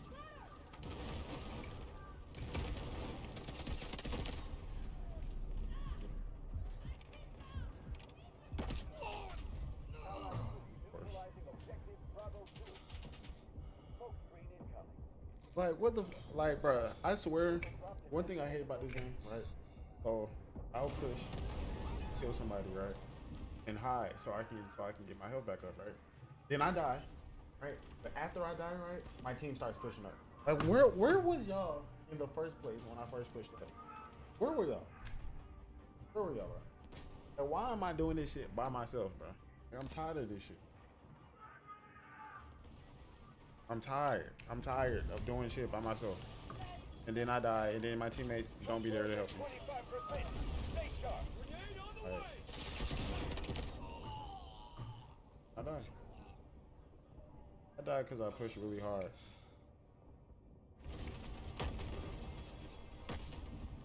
There's people on the roof. Like, where's our snipers at? Like, Attack. Keep we them don't got no snipers going. So they got snipers. But they got everything they need. That team just ass. Triple blaster charges up! I'm not finna. I ain't finna just keep going. I ain't just finna keep going for the bullshit, bro.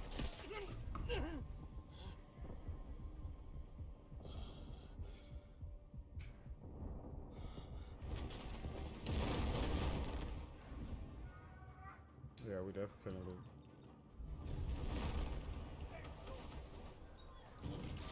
Objective Bravo 1 is under attack. Allied troops engaging in Objective Bravo 2. Strengthen the offensive. Grab grenade!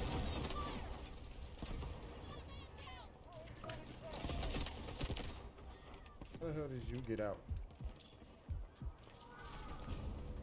Seems like the rest of my other team is like, Fighting full force. they abandoned The me. only way to survive. My team abandoned me. Allied troops are attacking the objective. Get back up.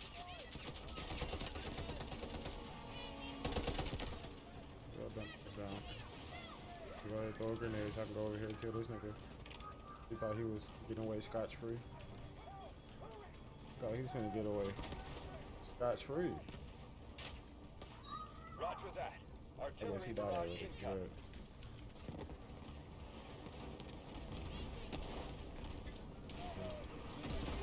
Grenade launched! Here we go. Now we playing as a team now.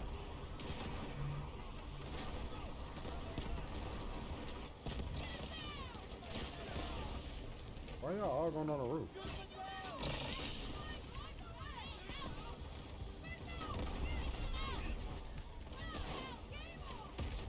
There we go. There we go.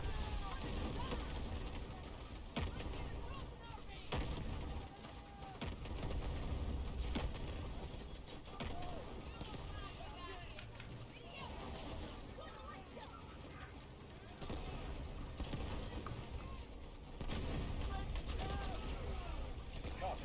Vehicle drop to designated location.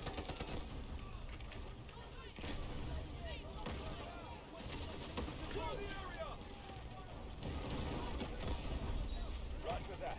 Artillery barrage incoming.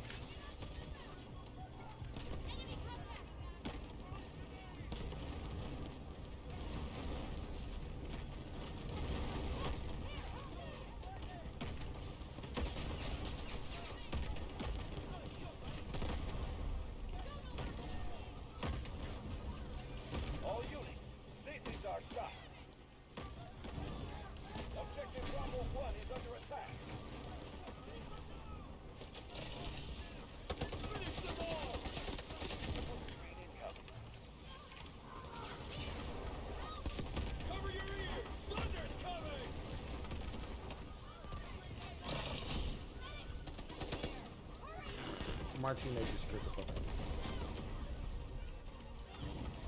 The enemy is attacking Objective Bravo 1. Objective Bravo 2 clear. Press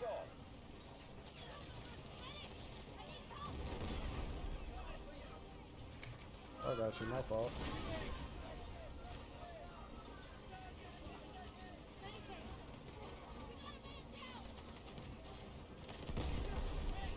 So we definitely lost. Yeah, we definitely lost.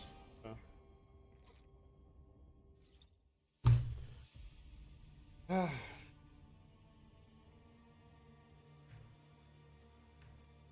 But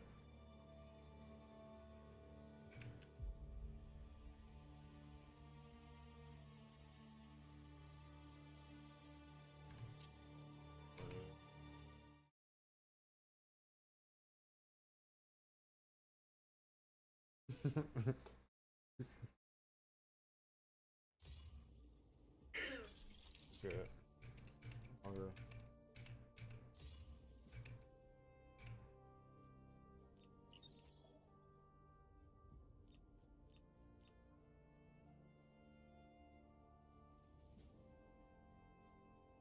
I'm going.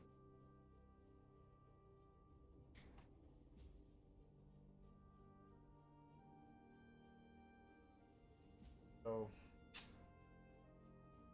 after the gym, I was hungry.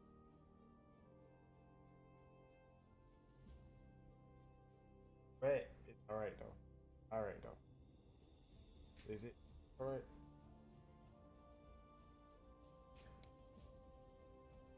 I only got it because it's like, you know, I got bills. I got a lot of bills. I was just like,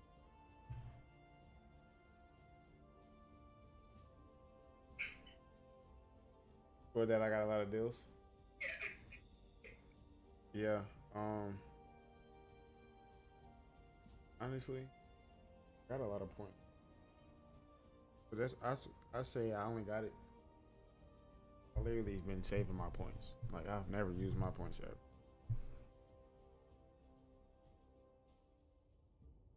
They folded.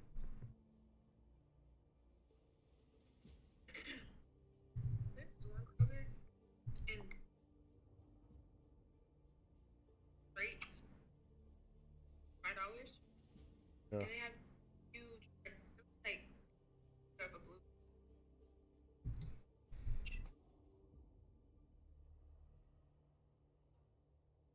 That's,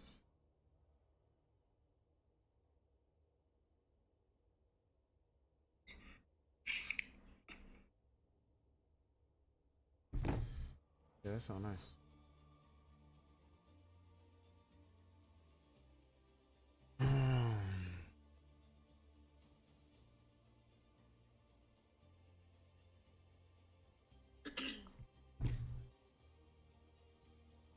Now go that ranch that's on.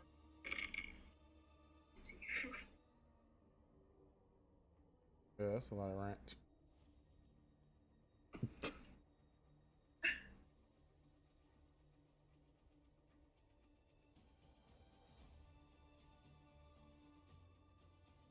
Big. You know But- what else?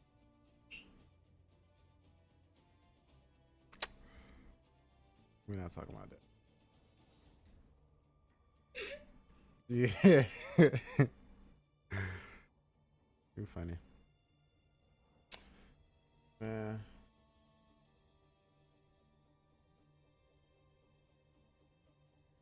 I really can't wait.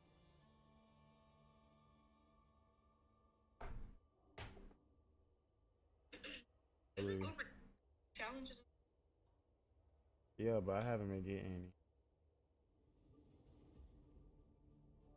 I wouldn't necessarily say the challenges that you did, no. But they usually have like you do a trip and then they'll be like, get extra $3 in your next trip.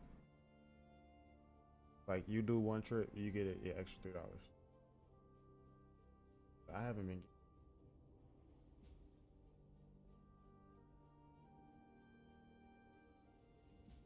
Honestly, I'm just ready to start working. I'm tired of driving around. Even though I mean I'm gonna do it, but it's just like still like my car is not in the best condition for driving it. I mean, because with Uber Eats, I'm gonna be bound to go long distance and drive around the whole fucking.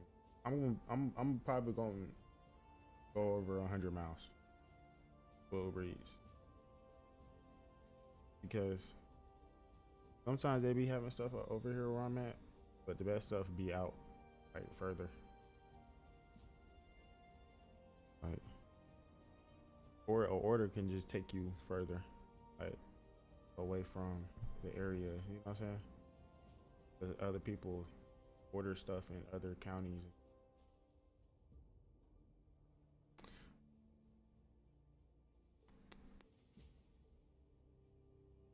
I'm just ready to have a job, and then I can just do Uber Eats on the side.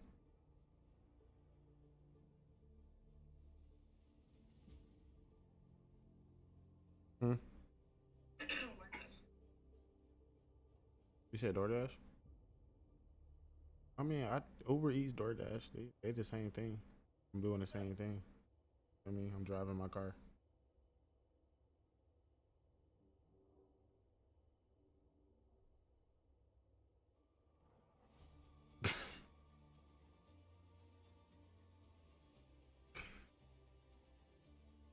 Man, I've never heard of some shit.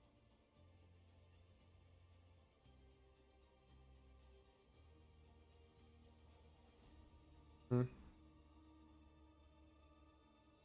My case? Oh yeah, that shit falling apart. I took it off. It started falling apart. Give me another one. But I had that case for like a real long time. Christian Dior.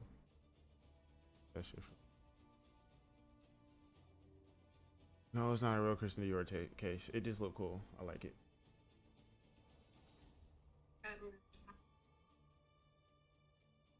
That's a real one. No. It don't. It don't matter if you spend over. Really, if you spend over, I don't even know. Spend over $100 for a phone case, yeah, and you're. What's the point of that? $100.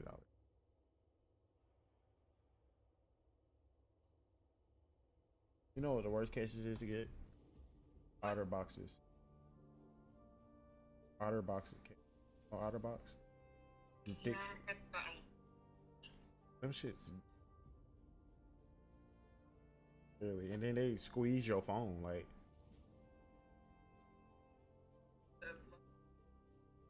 Hmm? they're popular. Yeah, I know. I wouldn't get.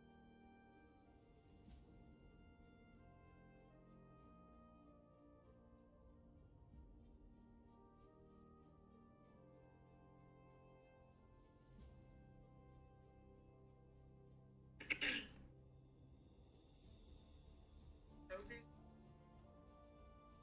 The machinery. It seems like I see a lot. Like it looks like something out of a but YouTube.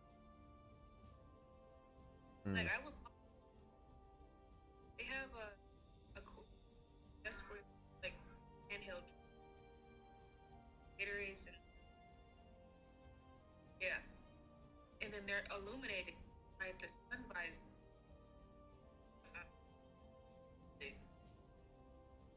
Like, you looking at it looked like the German name. I knew they were cool. Shit, out of that being.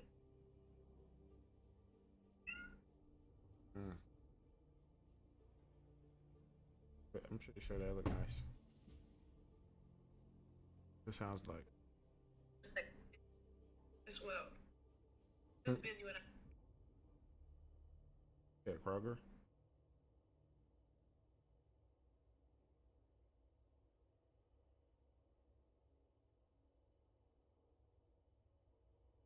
Yeah, I need a job.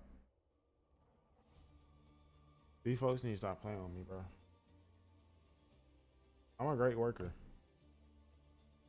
But it's just like, I got a job, but I don't fucking want to wait. What the fuck am I waiting for?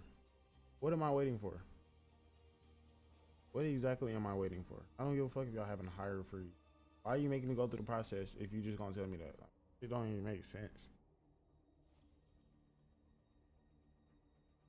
Like, I'm trying to be patient, but I got shit that I need to pay for.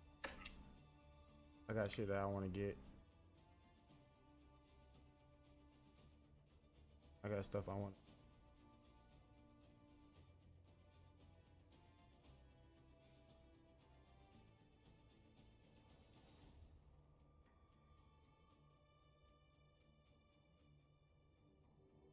I hate Amazon. I hate that they did that dumb.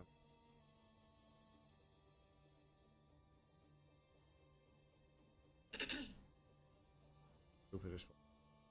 Best Buy? Huh? Best Buy? There's no Best Buy that's near me.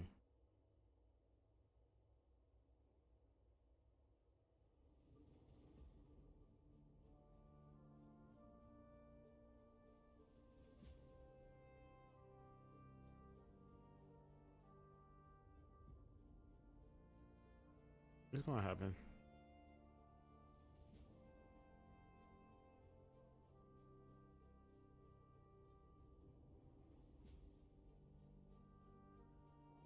Patience, hard running, very thin. And I've been patient.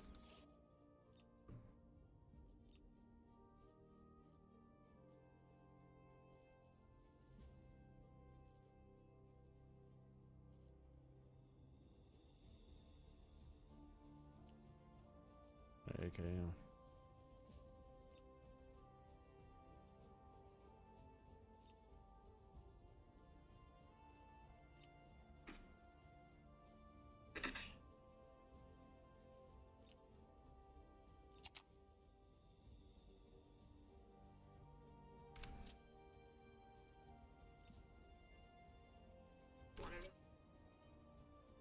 Nah, that shit commission. I don't want to do that.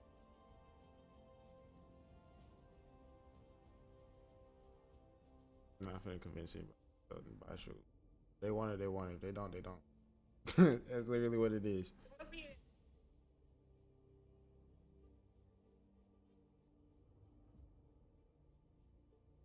Nervous. Yeah, facts. Reporting for duty. But nah, I wouldn't want to do.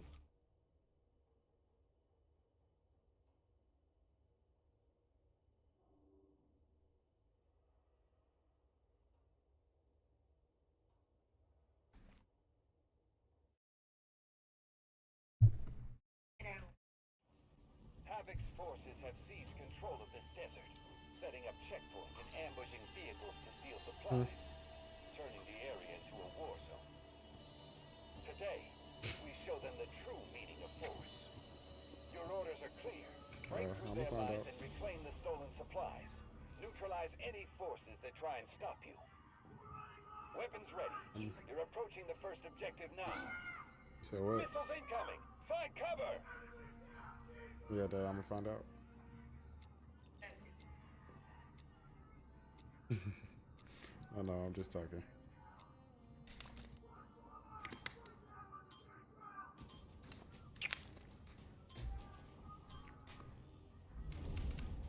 Attack. Keep them out.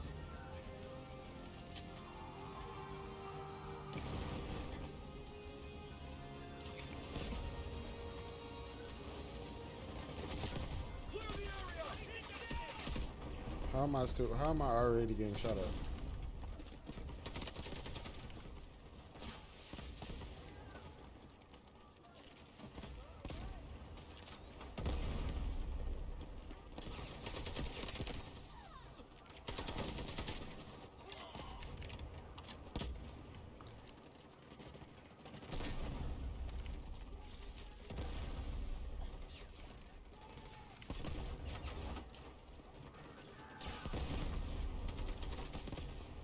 I might be dead here, but I'm gonna catch a body before I die.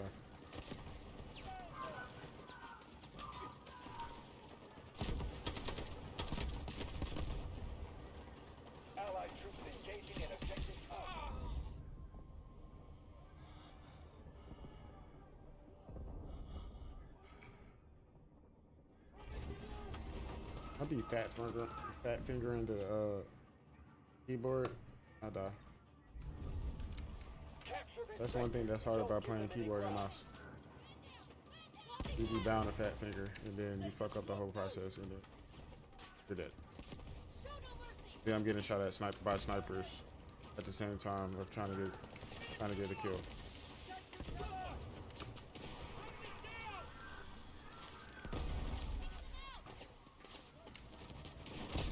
Launching grenade!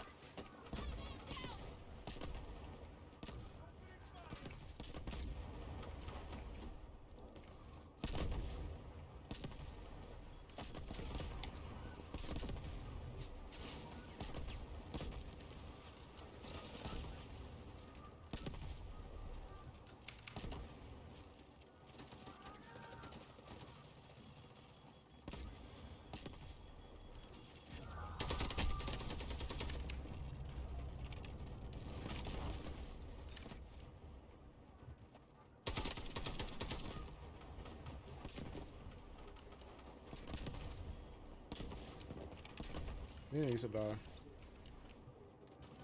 Like now.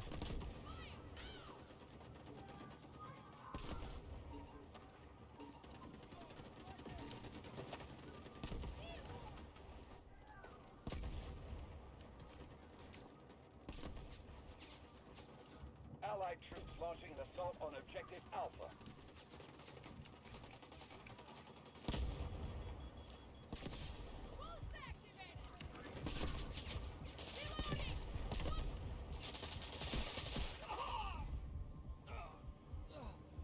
How are you?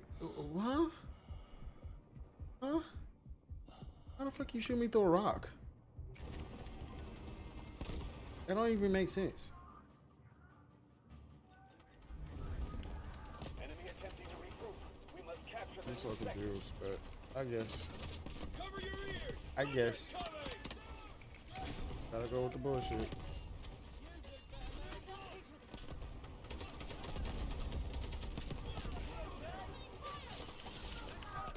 Strike out!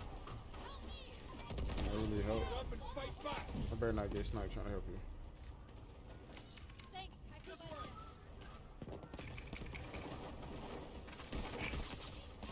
Well, good night.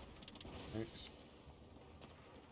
Then peek back out, cause I ain't no motherfucker just finna be shooting at me. 80% of our troops remain. Continue to push.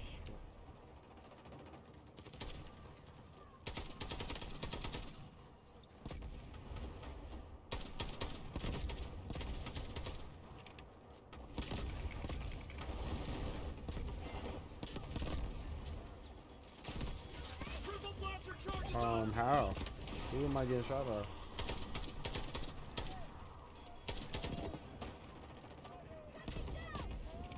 Like shit. So y'all pounding like bitches.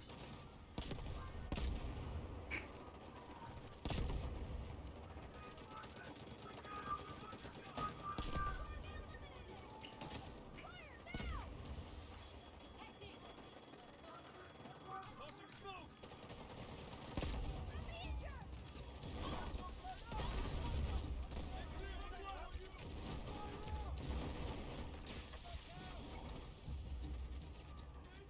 I really don't care. I'm exposed right now. I'll do better next time. Don't care. Objective Alpha clear. Stay clear of the blast!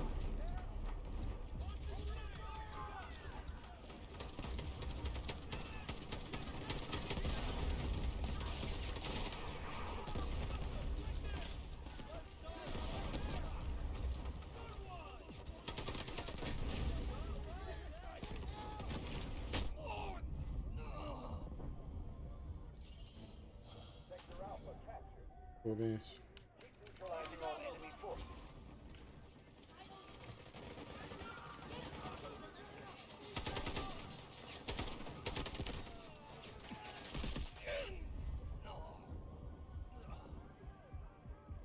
Good. Wow. Wow. You gonna get me? How the hell did he just get back up? I need a hand! Keep them out. How the hell did that nigga just get back up, bro? I'm so confused. My bad.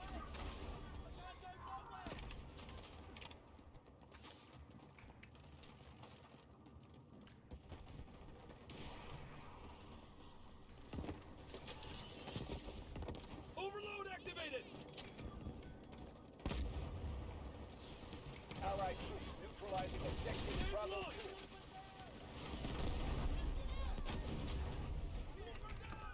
I'm getting shot up by a sniper. I know I am. Got a man down. Taking heavy fire.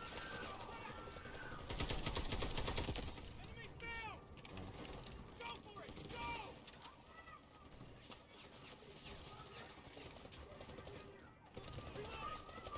Good work. Objective cleared.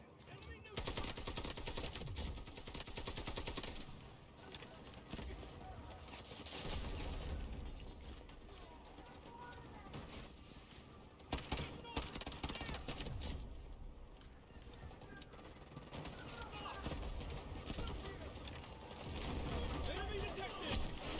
That was close.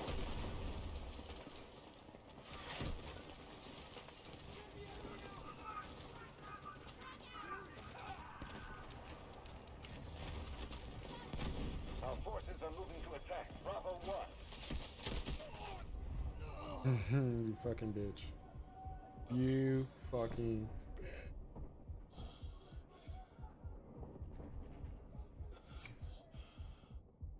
Medic! I need help! Medic! I'm here!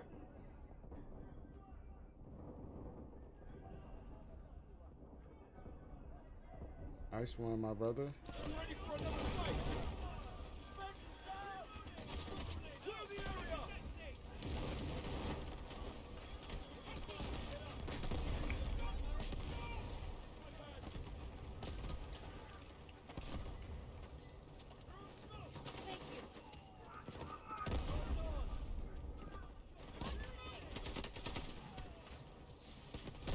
Enemy contact. Make it quick!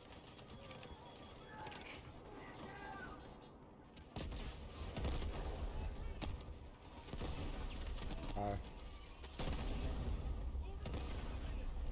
You look beautiful. Beautiful.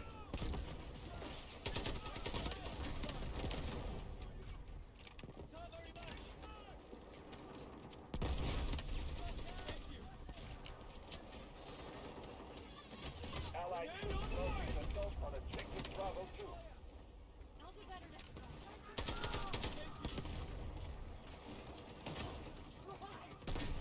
We've neutralized objective Bravo 1. Whoa.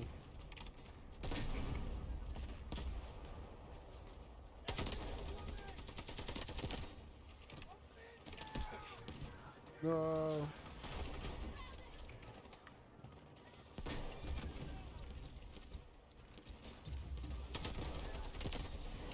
Bitch. Objective Bravo 1 is ours. Shoot at me again, bitch. Yeah, bitch. Yeah. I just kidding.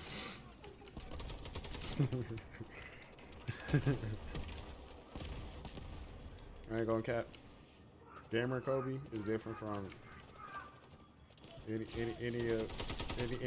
anybody else. I be cussing at folks. I don't be giving a fuck. I'm a competitor.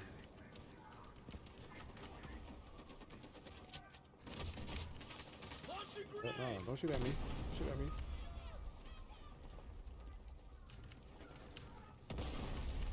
Pushing up. I'm pushing up.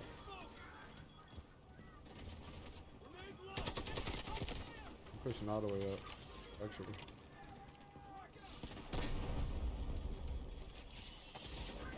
Let's make it quick!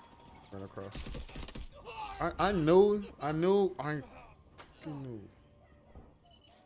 That bitch was right there.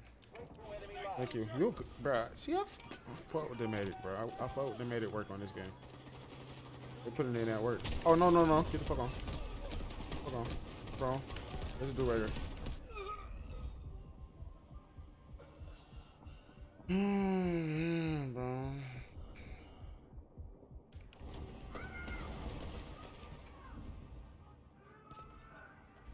Oh, I stream on Twitch and YouTube now. I don't stream on Kick anymore. At least for not. At least for right now. So like I get a fan base and stuff.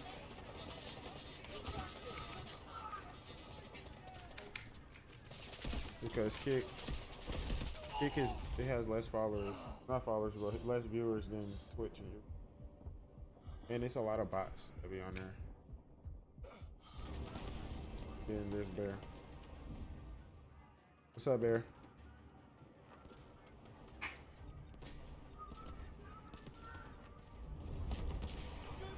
Allied troops launching an assault on objective Bravo 2. Cover your ears! Cover! Get that dumbass in.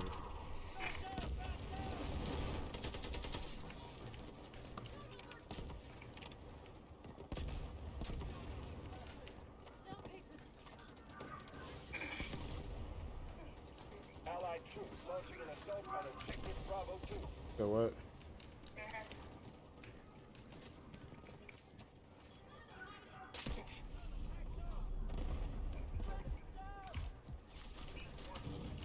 Objective Bravo 1 is under attack.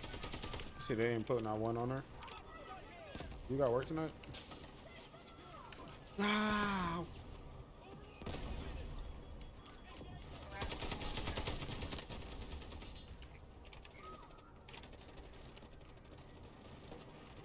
Damn.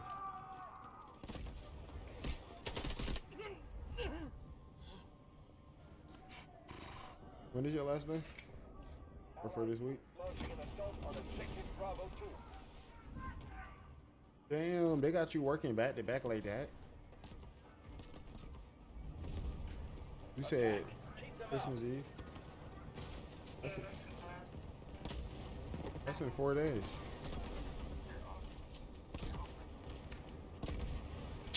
Yeah, they can miss my ass with that one. One thing I don't miss by Amazon. They used to be home. They used to be doing too much on them hours. Stay clear of the blast! That mandatory Troops launching an extra assault on time shit. objective Bravo 2. Hold on, we'll mess up again. Be annoying as well. Thank you. You run up some bread though, I ain't gonna lie. Ooh, excuse me. Thank you. How do you, bruh? No way. There's no way.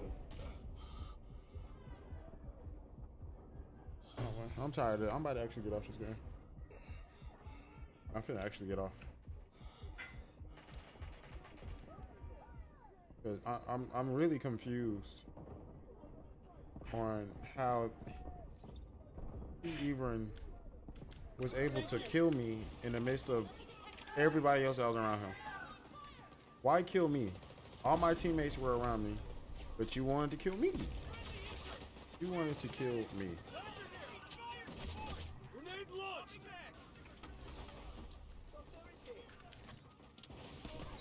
Roger that. Artillery barrage incoming. Come on, what's up? What's up? Yeah, run like a little bitch. Yeah, little bitch. You a little bitch.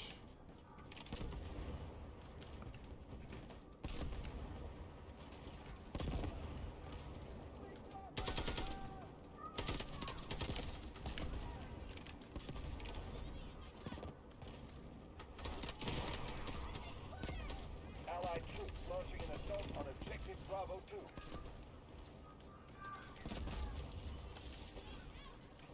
Strike out!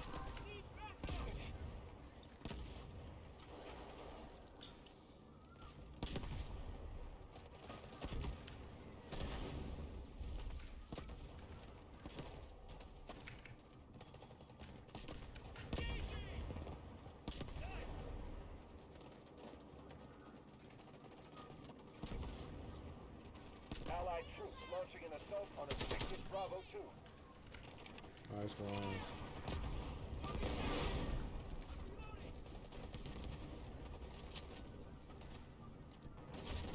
Grab grenade! Halfway through the battle, troops keep going. half our forces. Our forces are moving to attack Bravo 2.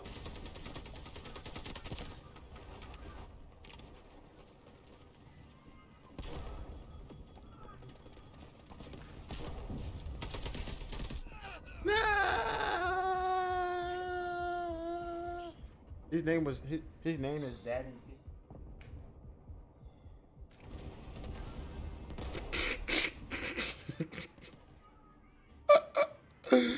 What the fuck? I'm actually mad that I just got killed by a nigga named Daddy Thick Cheese, bro. I'm not even mad that I died. I'm mad I got killed by a nigga named that name. And I'm dead. No, I'm not. Two bombs over there, because I know there's people over there. Well, it's over with. Do it. Come on. Come on. Yup. Playing no more games. I ain't playing no more games.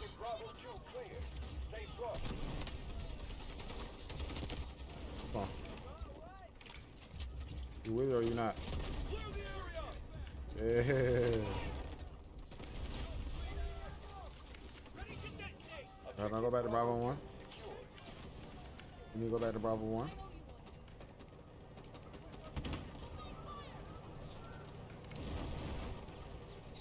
Roger that. Artillery barrage incoming.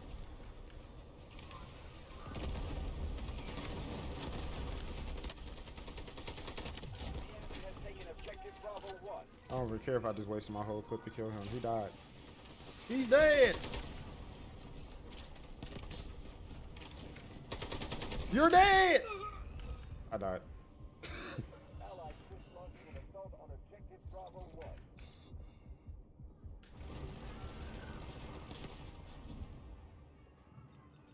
You're dead, dead. Attack.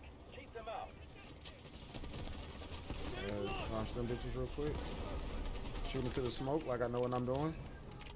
Run back, run back, run back. Look, look. Push up, throw a grenade, throw a smoke grenade. Prone. Prone. I'm proning. Objective Bravo 1. Alright, I'm running. I'm aiming my gun. I didn't find nobody. Somebody's right here. I'm running. I'm dead. I died. I died. Give me medic. Wow, wow. This is wow. That medic, wow. Strategic beacon deployed. Wow. The medic literally just stepped over my head. Like just stepped over me. Like what the fuck? Been attacked. He stepped over me just to go help the other teammate. Wow. Okay. Cool. Cool. So every time we capture one, they capture another one. That's how unsynced Enemy objective this marked. fucking team is. Move and take it down. What the fuck?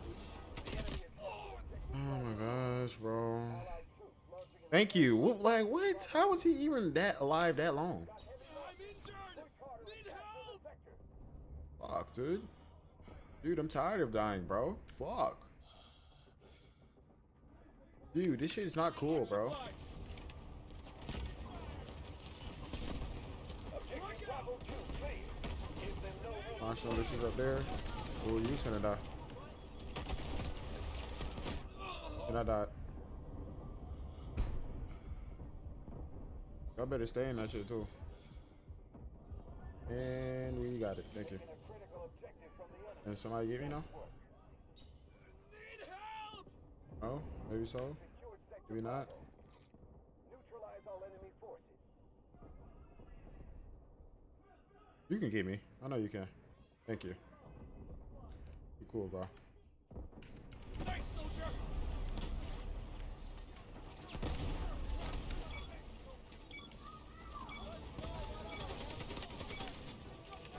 Capture the last sector.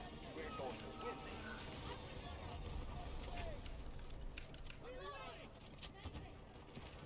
I'm reloaded. Cover your ears! Our Thunder's strength coming! attack. Break enemy lines with full force.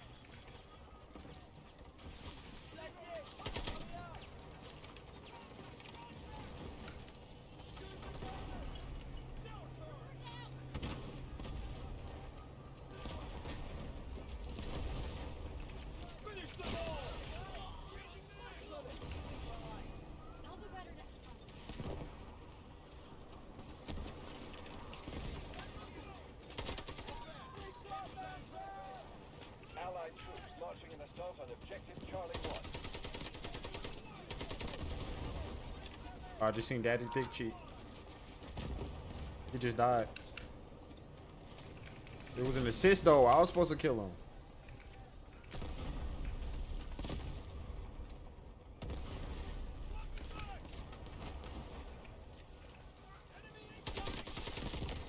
What are you doing, dumbass? Nigga was just chilling in the corner like shit was sweet. Neutralized objective Charlie 2. And I'm dead.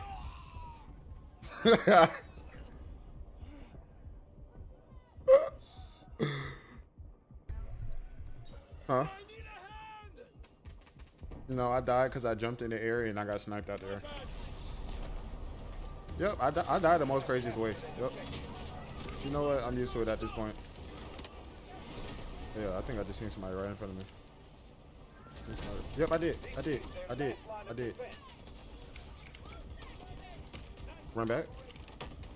Peek. Somebody right there.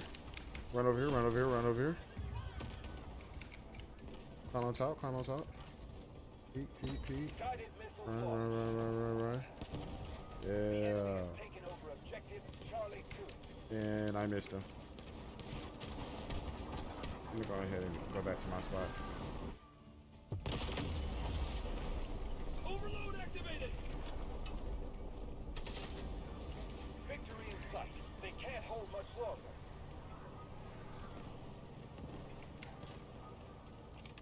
Roger that. Artillery barrage incoming. Smoke screen incoming. Oh, we're good. We got this. Deployed. I just surveyed the whole building. Neutralized objective Charlie 1.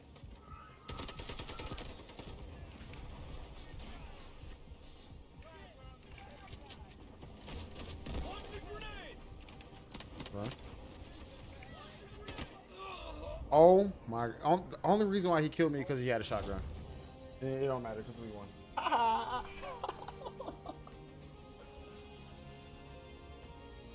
Athena, what's up?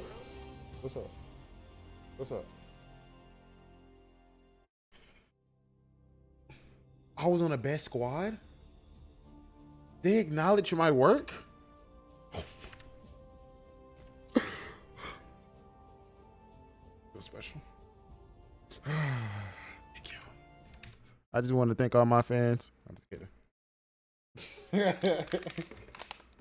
I finally got acknowledged for the work I put in. Wow. That was the first time I made best squad. Or my squad made best squad. But I was on there. Okay. That means that I was a power play. That means I was making power plays. Sometimes you gotta be the one to rush, catch a couple bodies and die. Cause that's gonna make your teammates gain the confidence to go up. Cause now that the people that you kill, they can go up, even if they get healed. Kill the medic before they get healed. Then boom, now we advancing. You feel me? And that's how it's supposed to be. Excuse me.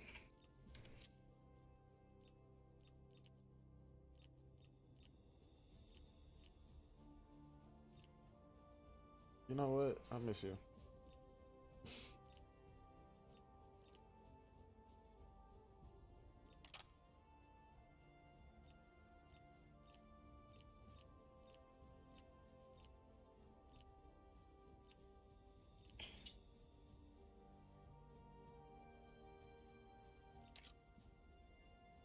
That control. I need that control.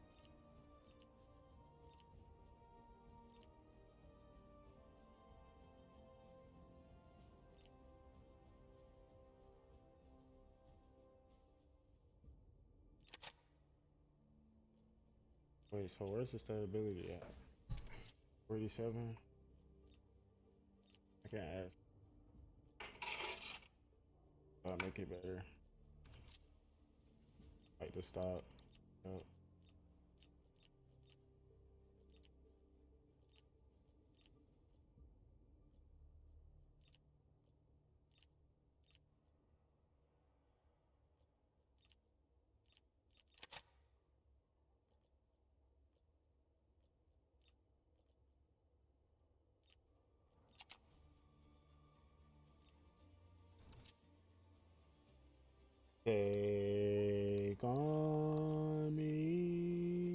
take me, take me. I'll be gone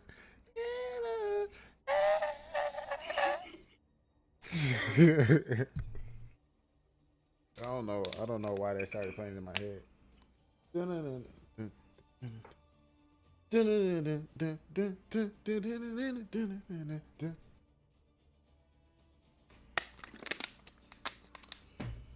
Damn, I really been a fat ass lately. I just been so hungry. Like I just been like just wanting to eat everything. Like a barbecue chicken pizza sounds so fire right now. I don't know why.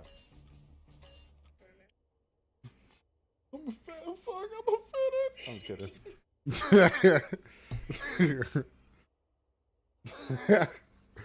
I'm literally, I literally, everything I eat goes through. Havoc has been stockpiling military Like, equipment and stolen even resources in this private facility. Even like, you Not know, on our McDonald's I watch. ate. Our mission is Like, clear. Scale the that shit mountain, finished bugging take me. the spire, and bring the facility into our control. We've already secured the shoreline. Like, I'm and nowhere fighter close to jets being are fat tearing at all. through Havoc's defenses as I speak. It's actually The kind of time to scary act because is it's like, now, damn, I eat operators. so much, The but peace I and really stability don't of this even area fucking are in eat. your hands.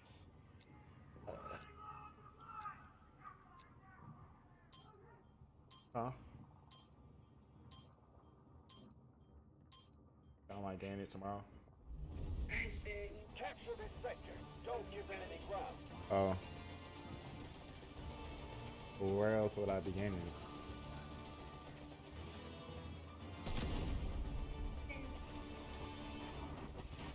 Yeah. I don't know what you got going on, but bro, what's going on, bro? Oh, I'm driving the boat.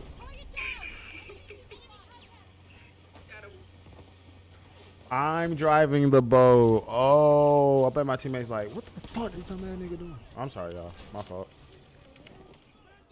Yeah, my fault. Yeah, my fault. Rock it, rock the boat, rock the boat, rock the boat. No, I'm dead. I'm dead. No, I'm not dead. Never mind. I made it. I survived. But they want me dead. Like, damn. Like, they can...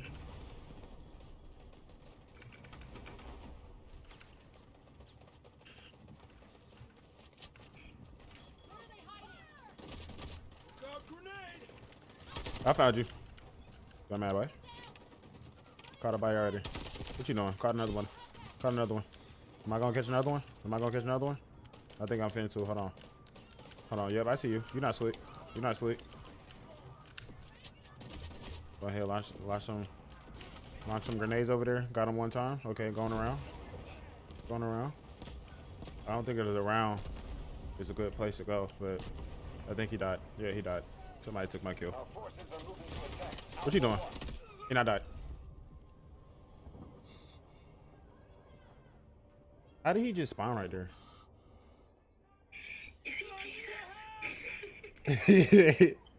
Yeah, that literally that's my question. Is he Jesus?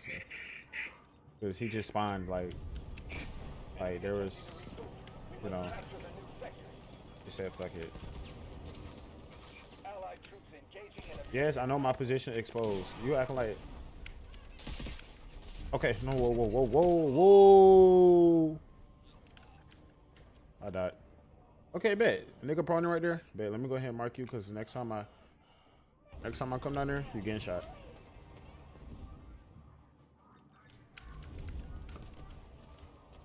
I still, oh yep, yeah, my mark's still right there. I love that. I love that. I had to throw a couple smokes.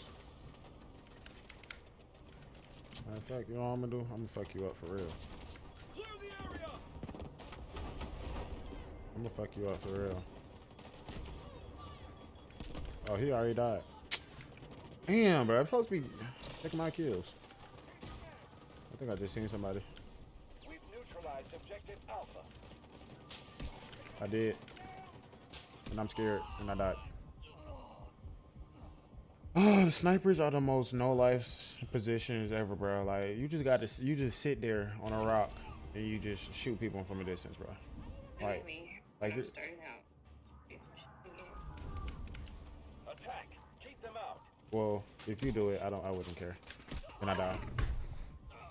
I just respawned and I died.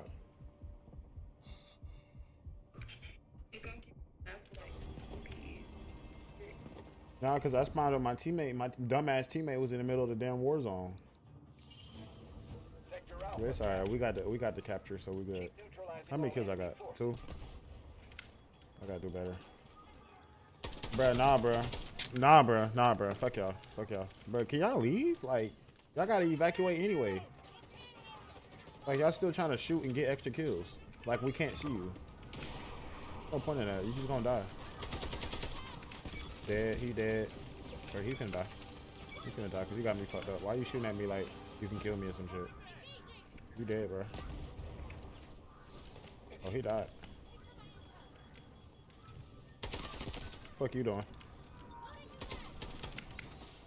Ooh, push back, push back, push back, push back.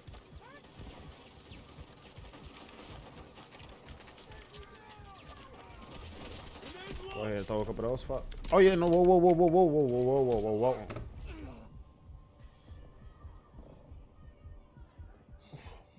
Who did I just die from? Because I'm like, bro, I'm so tired of the bullshit, man. I'm so tired of the bullshit, man. Attack! Keep them out!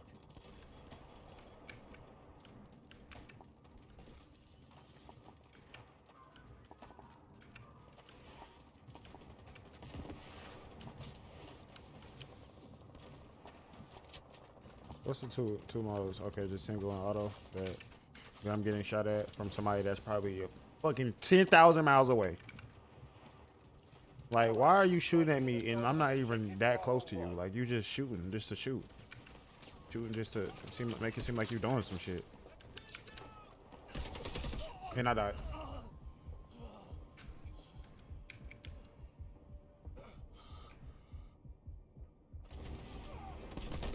That's literally what I would do in the army. I would just shoot to make it seem like I'm doing shit. Like, I just lay down cover fire the whole time. Behind cover.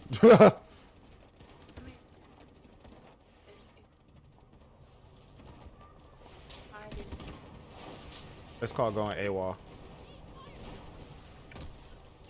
It's called going AWOL. You can't just not do the order. You have to do order. That's why you think they be like, that's order! Because you got to do the order. And then if you just sit there and hide and then run off somewhere, they're going to be like, you're AWOL. Which means Enemy vehicles have been a threat to absent us. without Take them out! leaves or some shit. I don't know, I forgot. So pretty much you gotta be you gotta do what they tell you, or they're gonna you can go to jail for that. Which is fucked up. That's why I wouldn't join the army. Because if they call me, I have to go. I cannot just be like, nah, I don't want to go. I'm gonna die. That's what you signed up for, my brother. That's what you signed up for. Stay clear of the blast! For sure, how they gonna be? Like, they don't be giving a fuck. Bro, I'm pushing, bro. I don't know about y'all, bro, cause y'all playing so pussy. Y'all playing pussy, and I'm here, and I'm here too. Oh, yeah, I'm here. Allied troops I'm here. neutralizing objective I'm in here. Alpha 1. How many bodies I'm finna catch before I die? How many bodies I catch before I die? Oh, it don't really matter. I might like end up like dying like real soon. I can kind of really taste the death in the air. I can taste the death in the air. Yep, I'm dead. I'm dead. I'm dead. No, I'm not. No, I'm not. No, I'm not. I'm good. I'm good. Remain. Yep, I died. I told you I could taste the death in the air. But see, it took me to push up for all my other teammates to push up. That's what I gotta. That's what you gotta start doing, bro. You just gotta start being the one. Yeah, kill that nigga. Yeah, there you go. Shoot that shit. Yeah. You gotta be the one to initiate shit, bro. Because if you don't, everybody else scary ass is gonna be like just sitting back. And you know what I'm saying? You gonna get me? I appreciate you, bro. I was trying to figure out what the fuck you was doing, but you was killing folks. Smoke barrage ready. See? I'm so proud of myself. But of course, they're not gonna acknowledge me for doing that. I don't even get points for doing that. I actually I just died. That's what I got from that, just death. Look out, grenade! That was close! Objective Bravo 1 secured.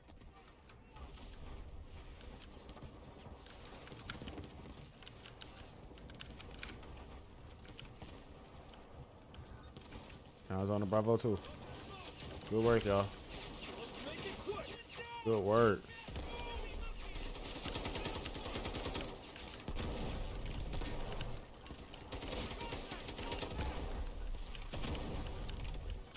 Nice, nice, nice.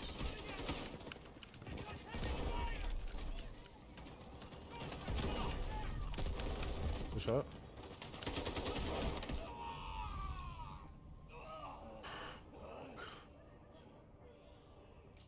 There you go. Nice one. Nice. Oh yeah, see, my teammate. I like my team. I like my team. They're doing good. Wow, you decided to get him. It's alright. Somebody coming. Give me a medic. Then he dies. Smoke screen incoming. Appreciate that, my brother. Appreciate that. You a real one, OG. You the real OG. Grenade on the way! I'm pushing up, bro. I don't know about y'all. Allied troops launching an assault on Objective Bravo 2. Yep, I seen him. I seen him. Why am I outside the door? See, I fat fingered my ass right outside the door. That's why I don't like playing on mouse with Launching an assault on Objective Bravo 2. The enemy is attacking Objective Bravo 1. Yeah, you definitely can't go for that. Keep them out. Triple blaster charges up! And down!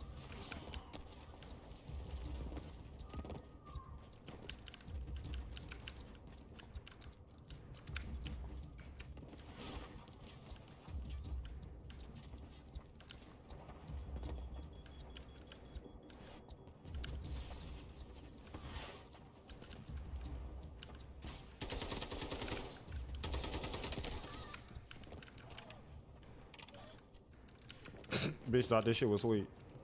Bitch thought this shit was pancakes in the sunshine. Fuck around her ass.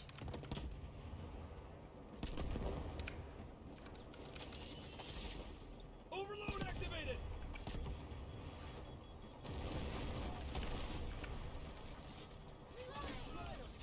Oh yeah. Grenade launched!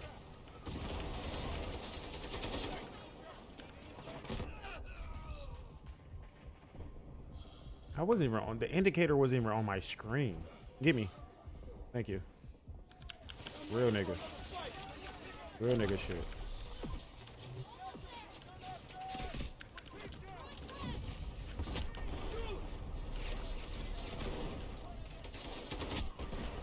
I'm dead. I'm actually surprised I didn't just die just now.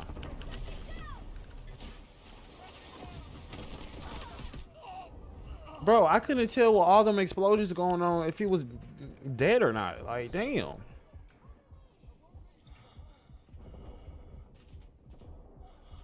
GG, y'all dead. Nah, y'all dead. Y'all holding out. Yo, this nigga right here. Y'all suck. GG. Now, what's that? Bravo 2? Oh, Bravo 2 is already the enemies. Who's capturing that shit? Keep them out.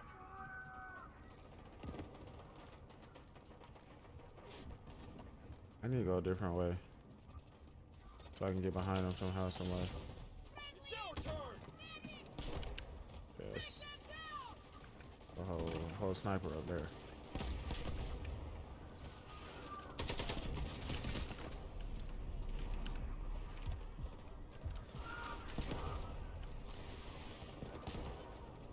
Oh, it's just a no life over there. I appreciate the smoke that they threw out there. Fuck are you doing?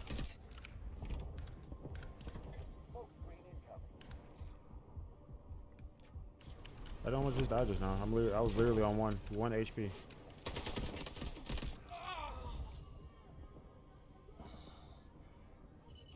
lost half our reinforcements. Speed up the attack. I'm injured! Need help! Medic! I need help! Need help! I need a help! Please just turn around. No, your ass ain't gonna turn around because you died.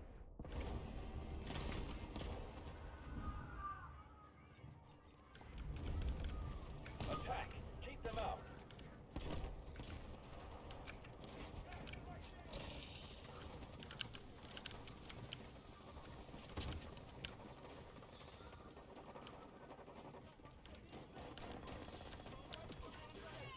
We're halfway there. Victory is near. Stop grenade! Strike out! Oh!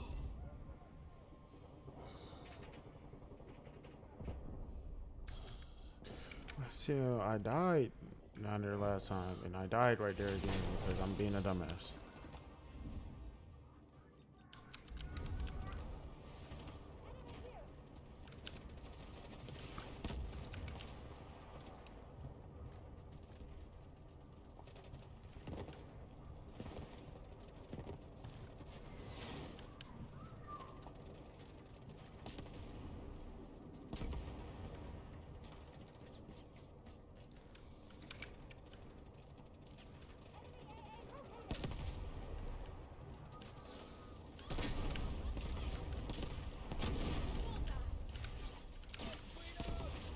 Clear the area!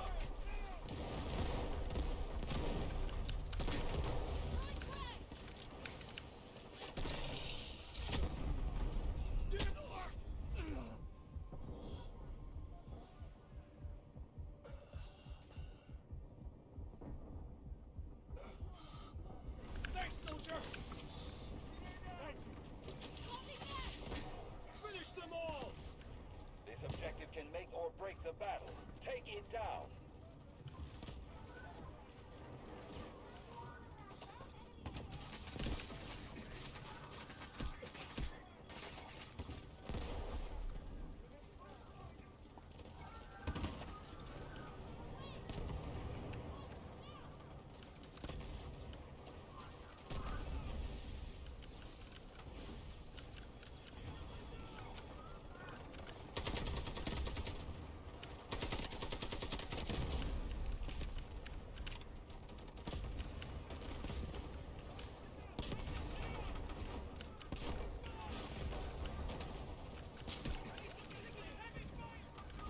Allied troops neutralizing objective Bravo 2.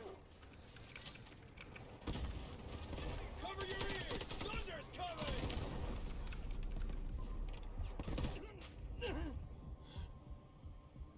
Right.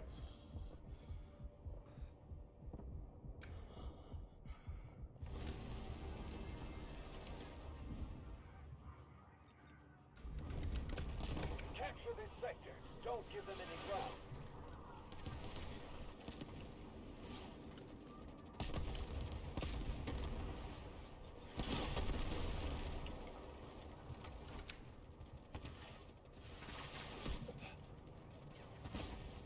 Objective Bravo 2 cleared. Stay frosty.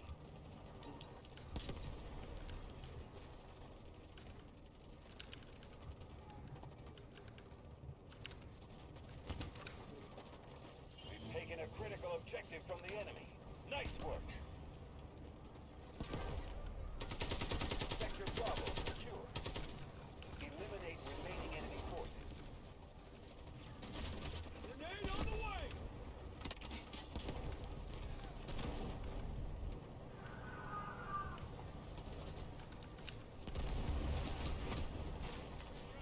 High threat enemy units marked. Eliminate them at all costs.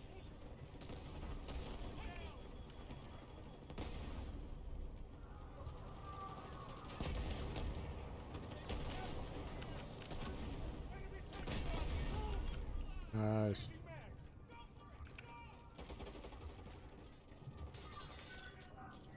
Did not mean to do that shit.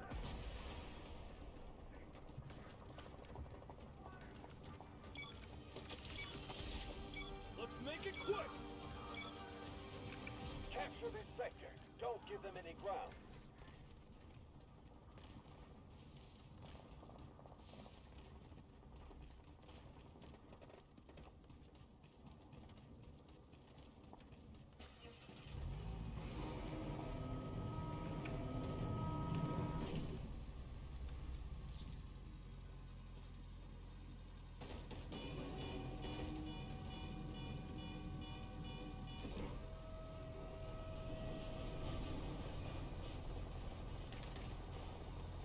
Swapping mags!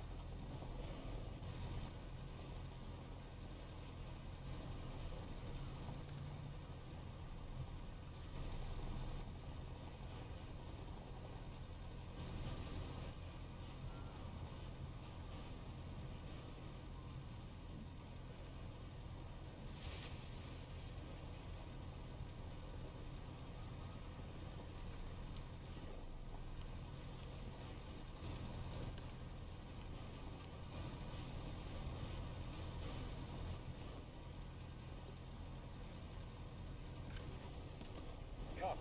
Vehicle drop to designated location.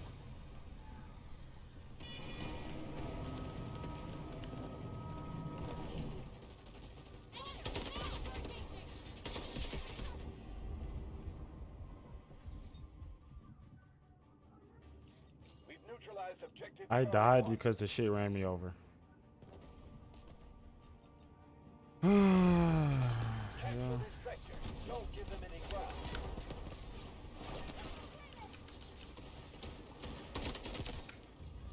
Objective Charlie 1 is out. Overload activated! Launching grenade! No.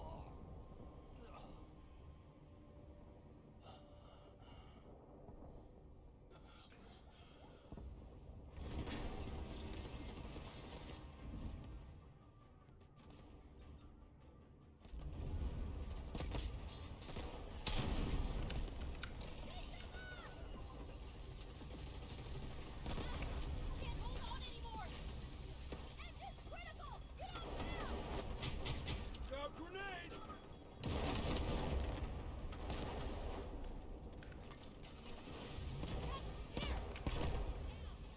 Allied troops engaging in objective Charlie 2.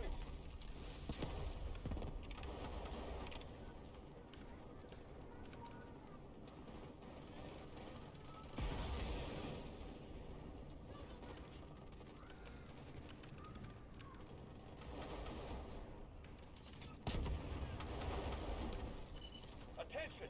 We've lost half our forces.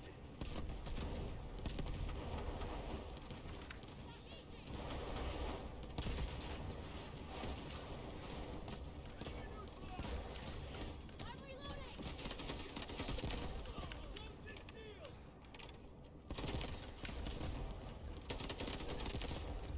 Allied troops launching an assault on objective Charlie 2.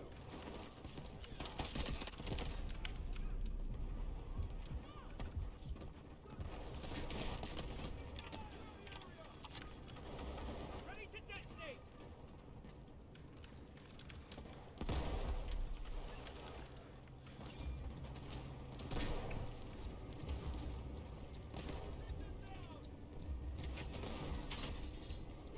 Neutralized objective Charlie 2. One of our objectives has been attacked.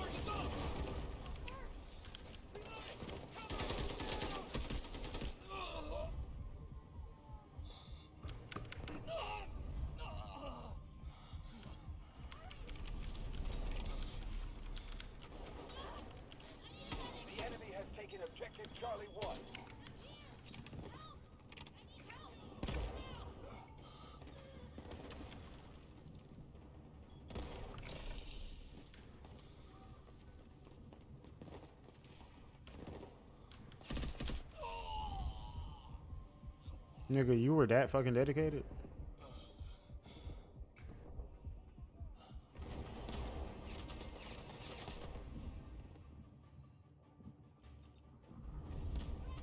Capture this sector. Don't give them any ground. Allied troops neutralizing objective Charlie 1. Enemy objective marked. Regroup and take it down.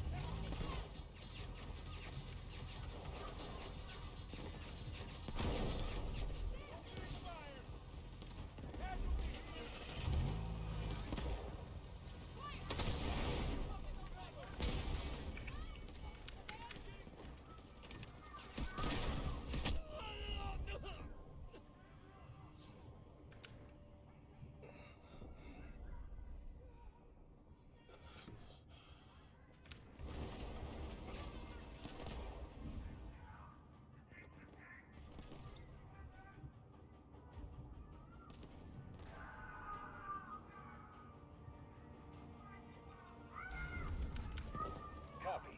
Vehicle dropped to designated location. Let's make it quick. Strategic beacon deployed.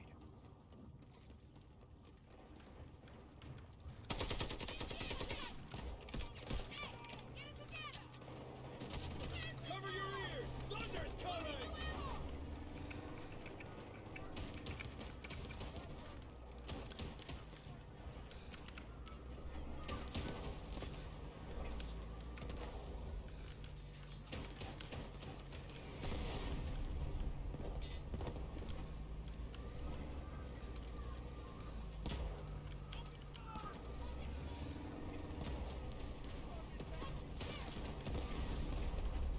Allied troops launching an assault on objective Charlie 1.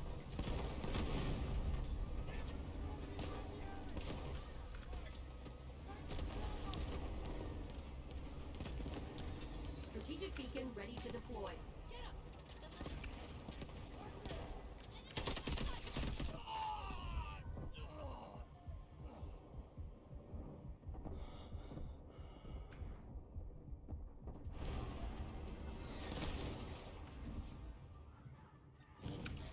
The enemy has taken over objective Charlie 2.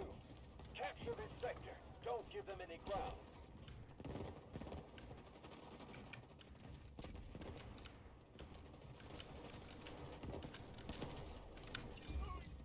We have taken control of a critical objective. Press the attack.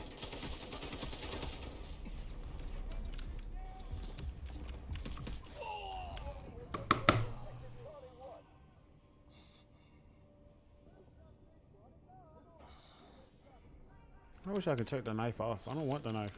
Why would I want the knife as my third? That doesn't even make fucking sense. It fucks up everything.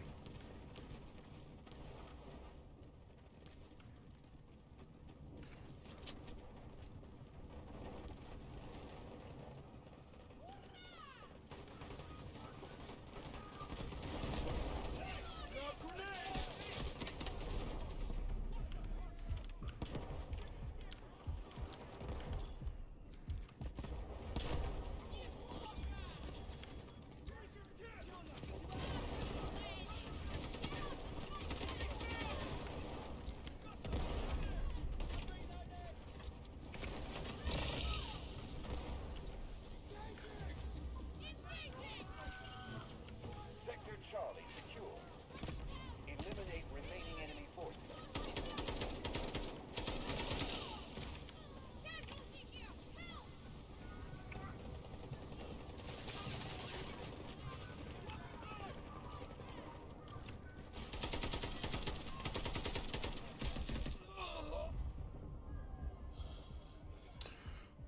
Oh my lord. Thanks, soldier.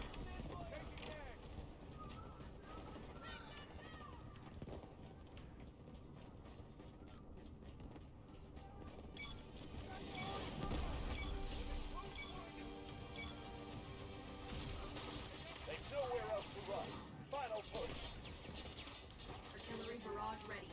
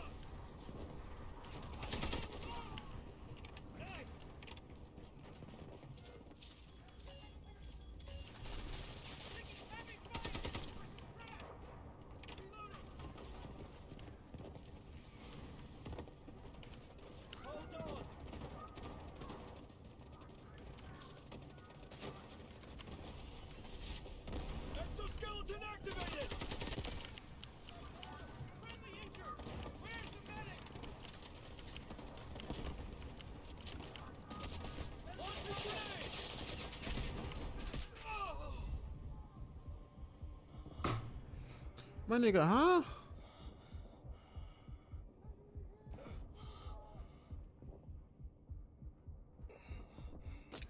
That's the most dumbest fucking shit ever, bro.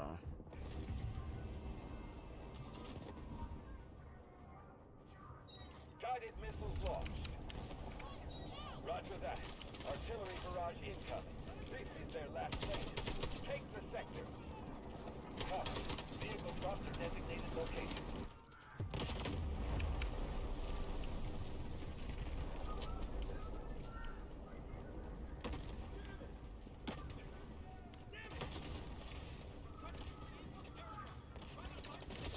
Clear the area! Copy. Vehicle dropped to designated location.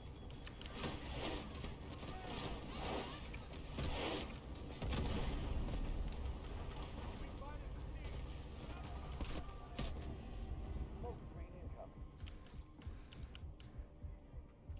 Artillery barrage ready. Guided missiles launched. Strategic beacon deployed. One objective left. You're almost there. Roger that. Artillery barrage incoming. Strategic beacon ready to deploy. Grenade launched! Smoke barrage ready.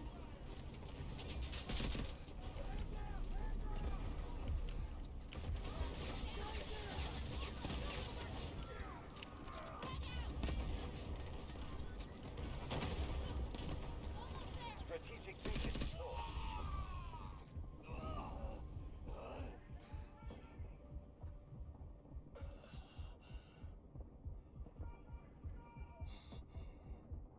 I'm injured!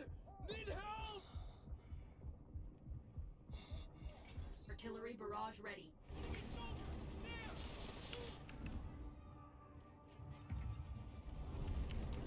This is their last stand. Take the sector. Roger that. Artillery barrage incoming. We neutralize objective Delta. Prepare for the enemy counter.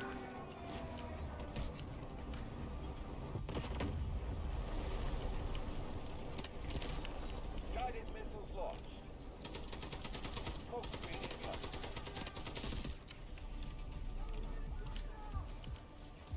Strategic beacon ready to deploy. Smoke barrage ready.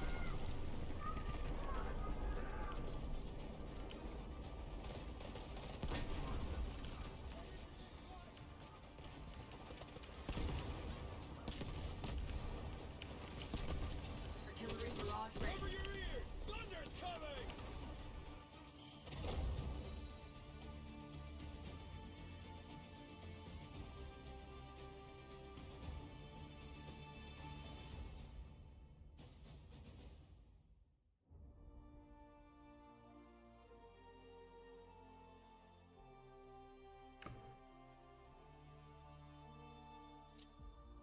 Oh, that's probably the best squad again. Well deserved.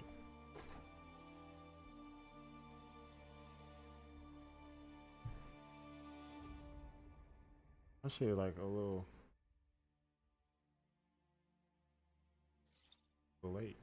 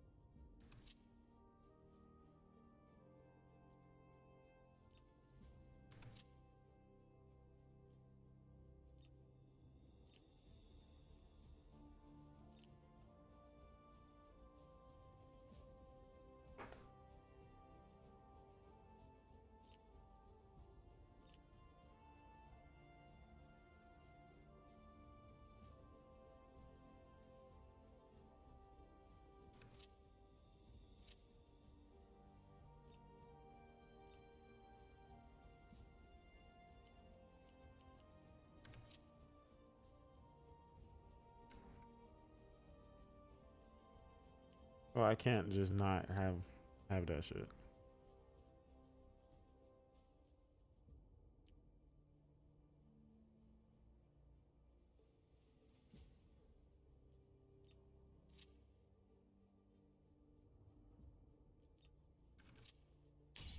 Alright, I'm gonna try not to use stems. I'm gonna try to go without stems. See how I go.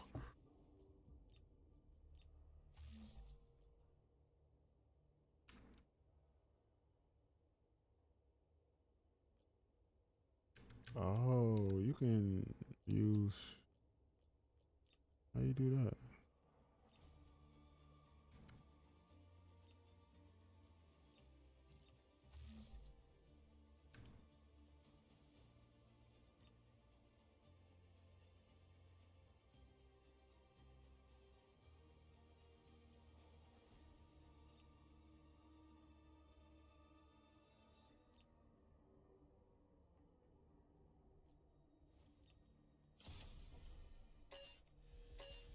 D-Wolf reporting for duty.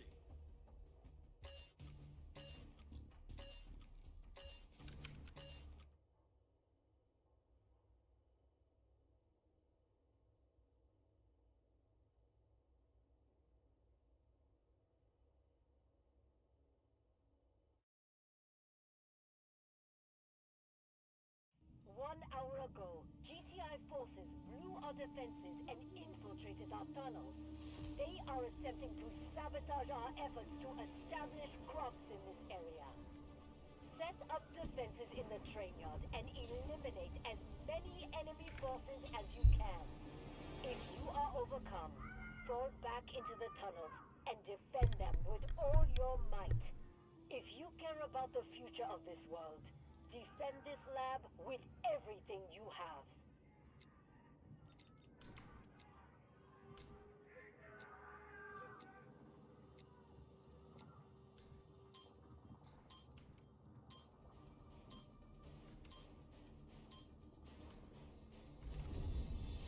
Form new defensive lines and keep the enemy out.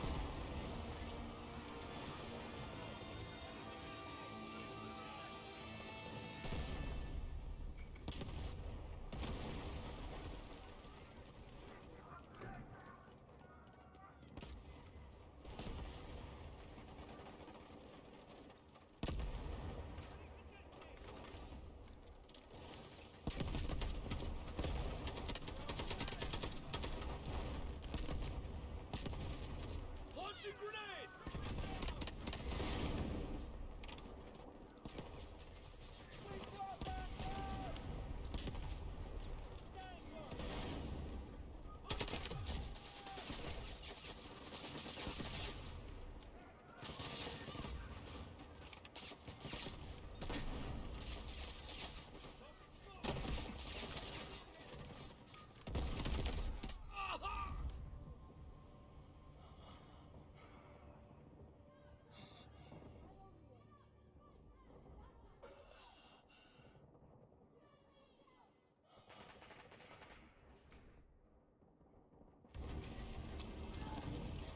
The enemy is attacking one of our objectives.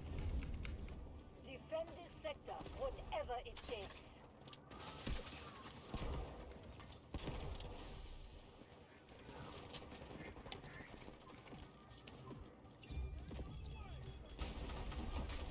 Grenade on the way!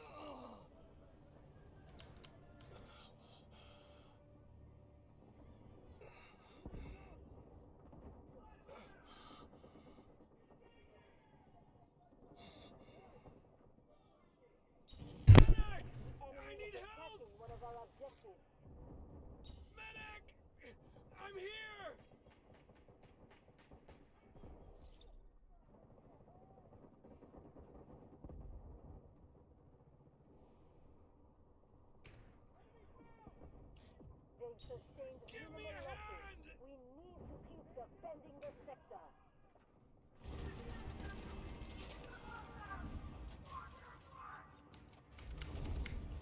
Defend this sector, whatever it takes.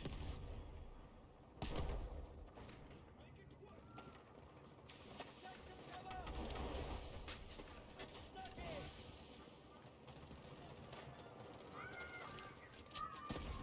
Launching grenade!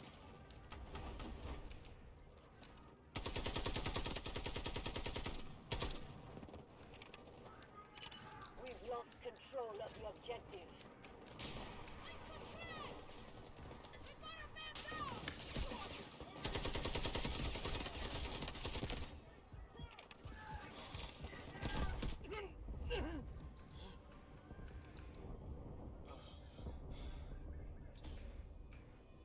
Sector Alpha is under enemy control.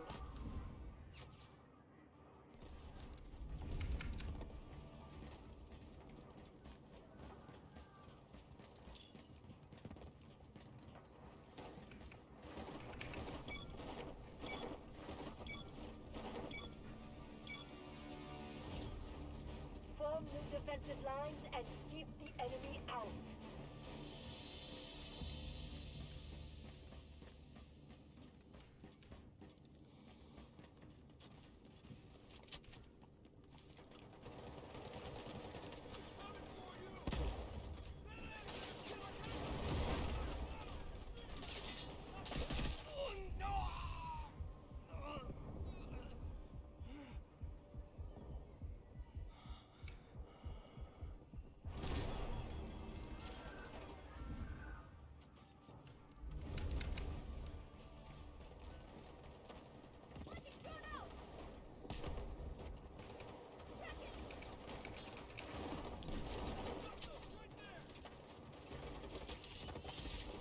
Exoskeleton activated!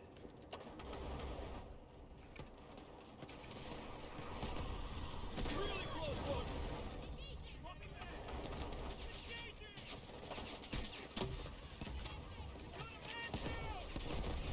Good! Need fire support! Enemy right there!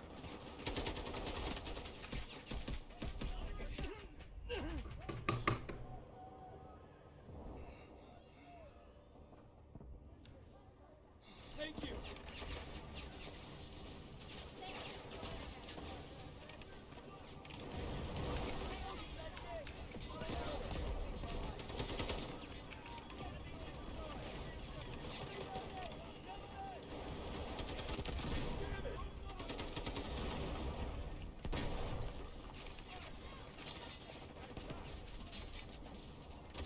Grenade launch!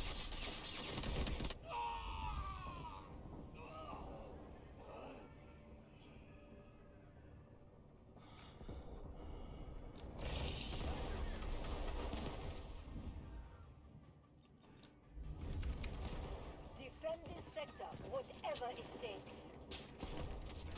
Grenade on the way!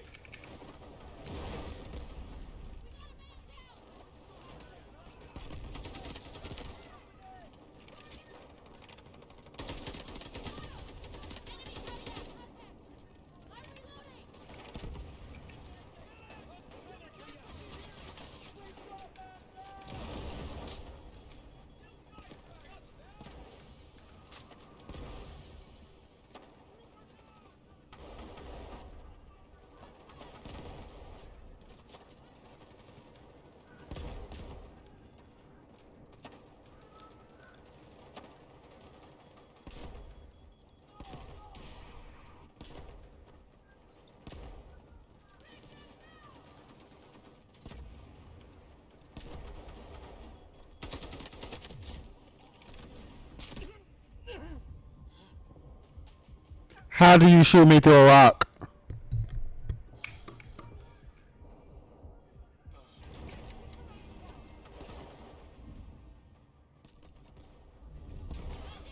Form new defensive lines and keep the enemy out.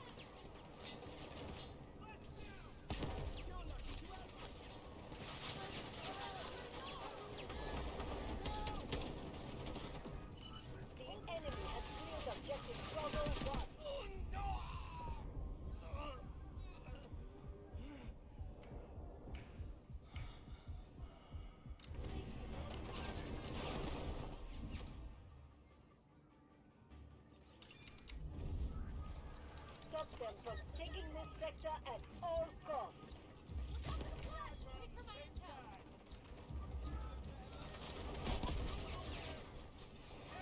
Engaging. Launching grenade! Get down! Need backup! Detecting.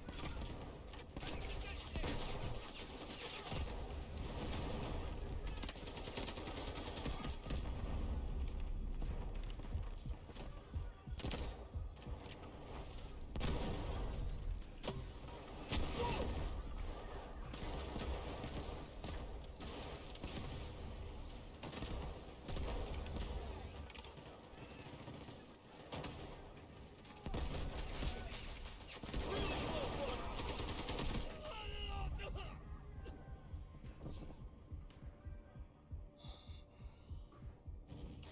The enemy has taken objective Bravo 2.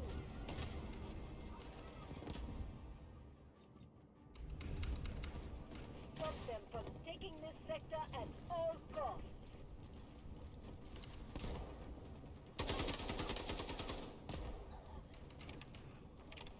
Taking them out.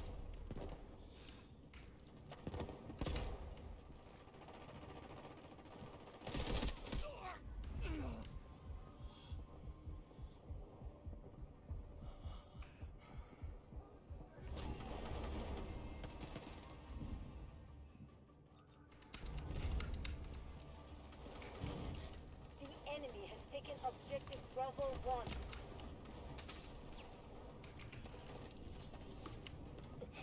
I'm reloading. Triple blaster charges up!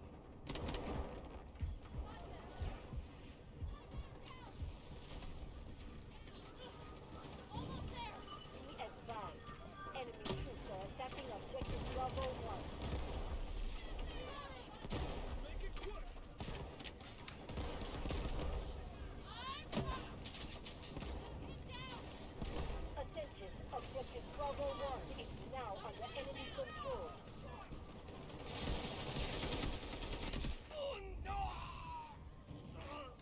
Enemy is attacking objective Bravo 2.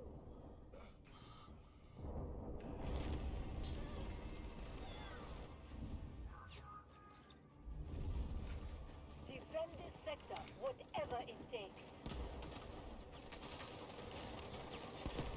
Now. The enemy is attacking one of our objectives. Clear the area!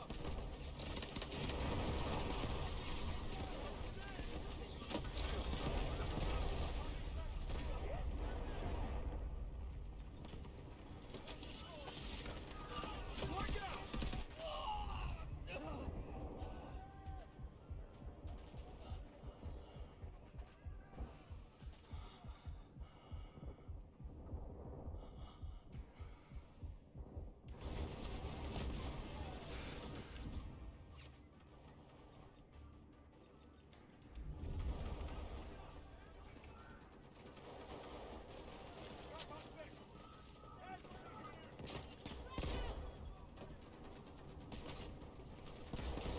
Swapping mags. Stay clear of the blast! Allied forces are attacking the objective. Grab grenade! Now.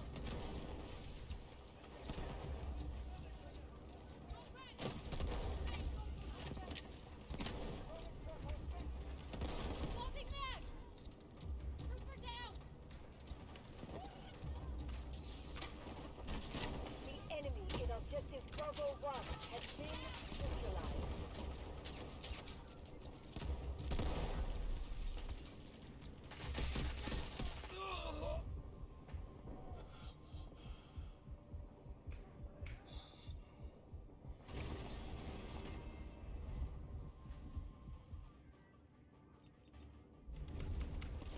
Form new defensive lines and keep the enemy out.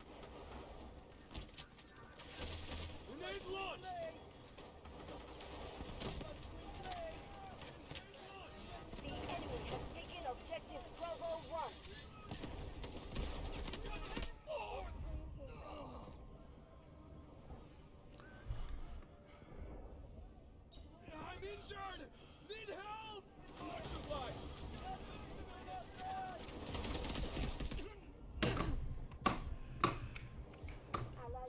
are engaging at objective Bravo 1.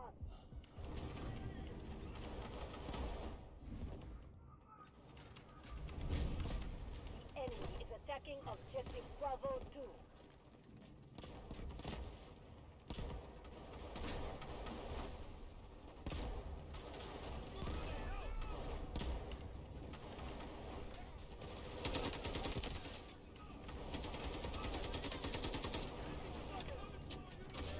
Cover your ears! Thunder's coming!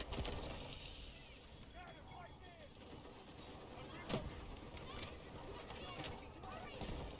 I'll do better next time.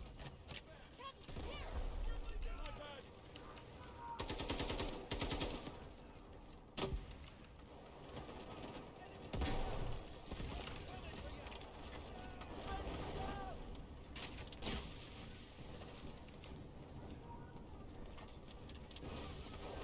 Allied forces are attacking objective Bravo 1. That was close!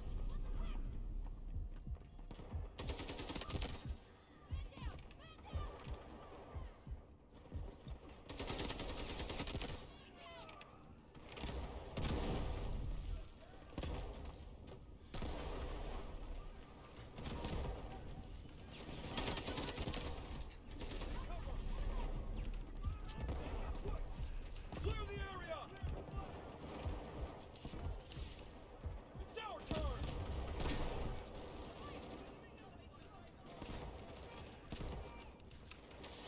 Take some cover! Allied forces are attacking objective Bravo 1. Swapping back!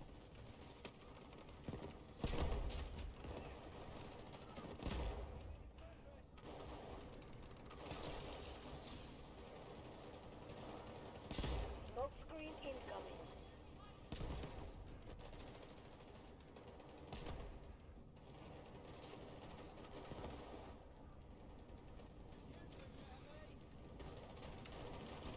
We've neutralized the objective.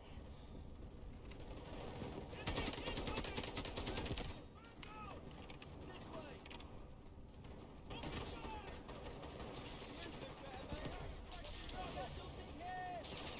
Throwing smoke grenade! Grenade on the way! Smoke grenade!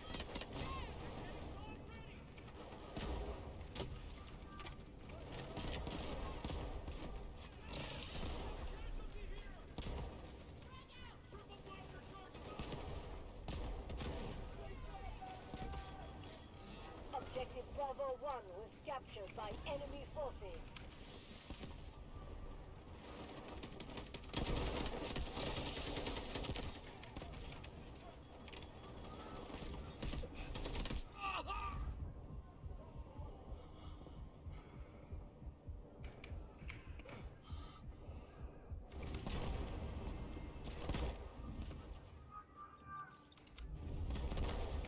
Stop them from taking this sector at all costs.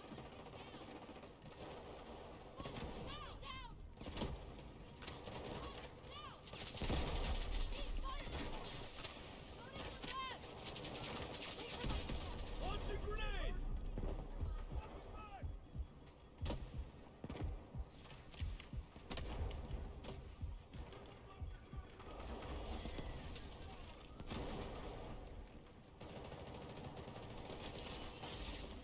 Exoskeleton activated! Allied forces are engaging in objective Bravo 1.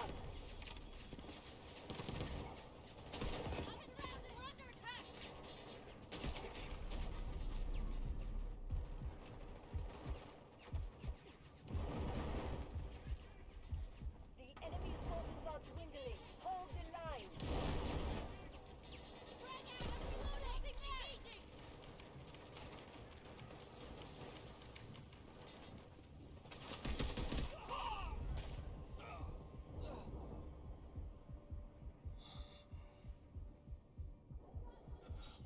Need help! Medic! Five. I need Enemy help! troops are attacking objective Bravo 2.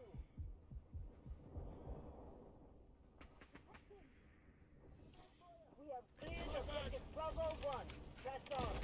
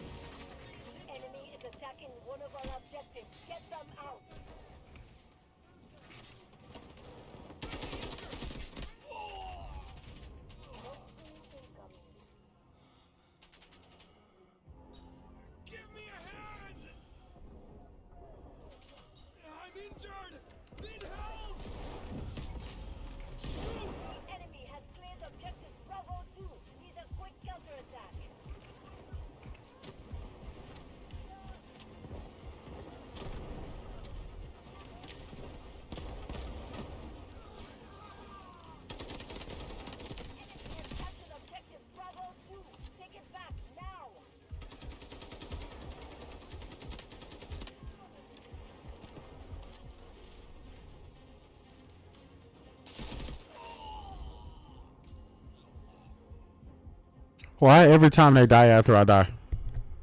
Why is that every time? Strategic beacon deployed.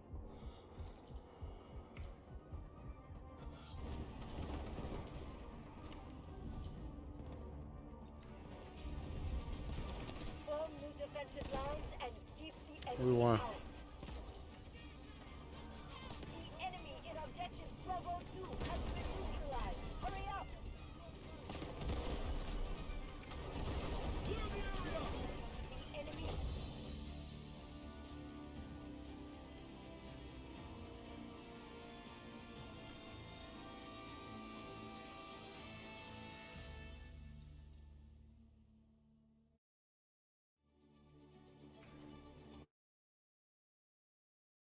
I need to make that squad.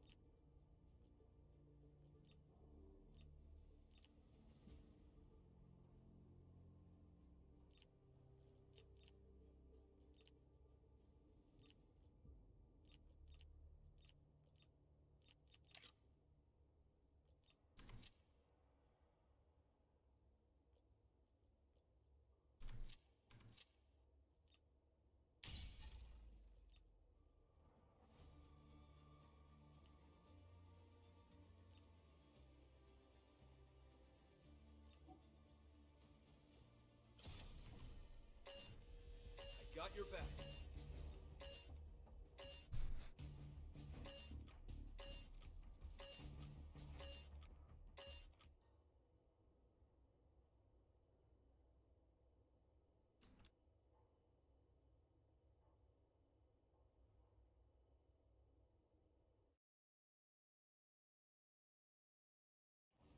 Havoc's forces have seized control of this desert, setting up checkpoints and ambushing vehicles to steal supplies. Reinforcements are here.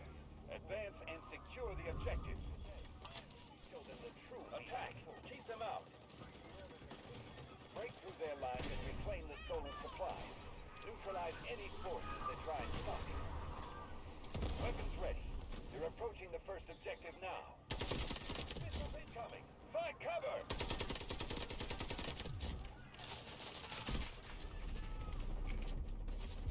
Triple blaster charges up!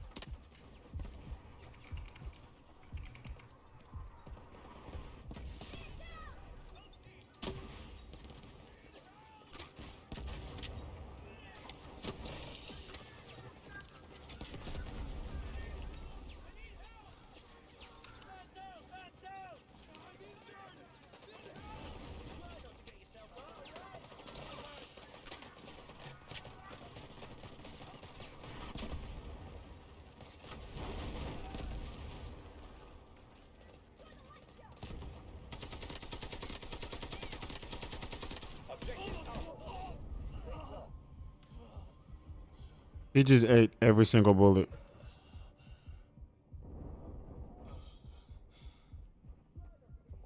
I'm ready for another fight. Do something. What about? Launching grenade. Finish them all. The enemy has taken over objective Alpha. Sector Alpha captured. Eliminate remaining enemy forces.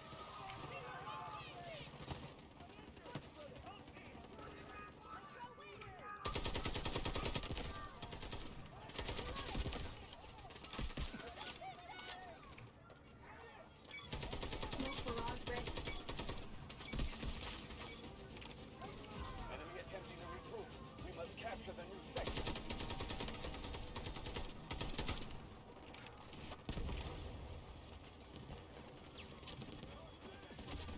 Clear the area.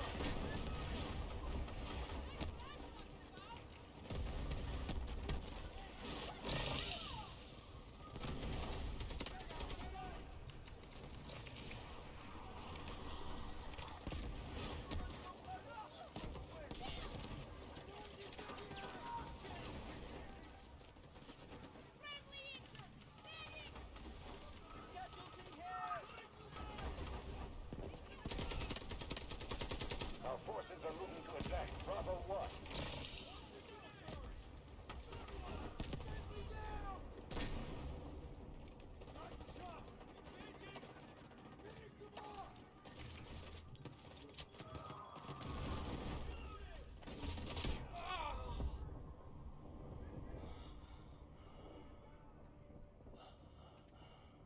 Medic!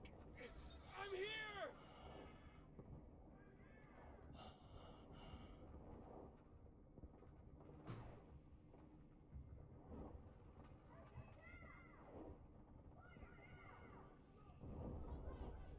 My bad. Allied troops neutralizing objective Bravo 1.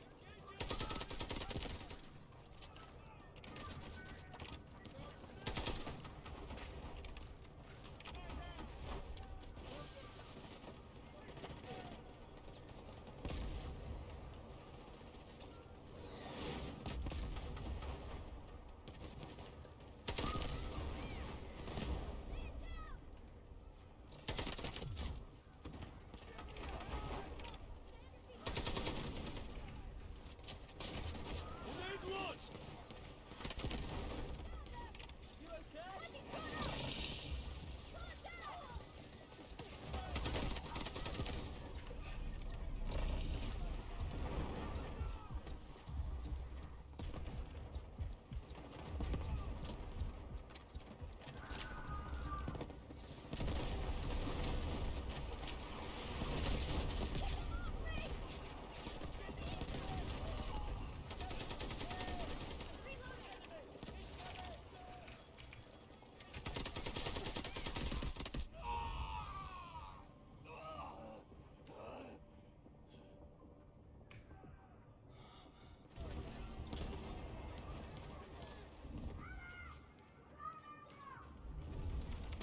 Capture this sector. Don't give them any ground.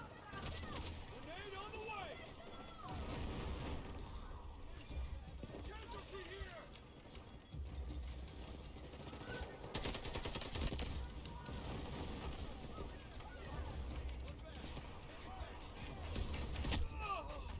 We just started our offensive.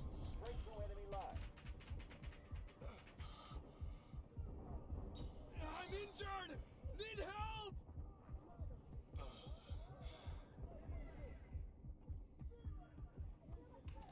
Thanks, soldier.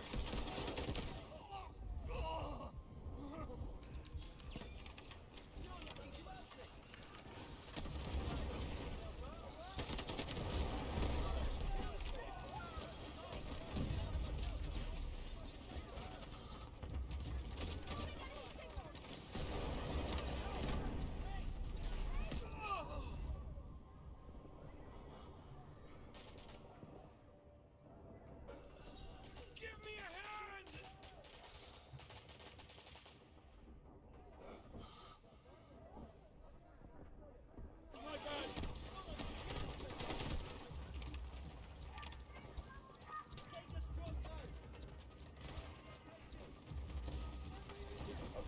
Bravo 1 clear.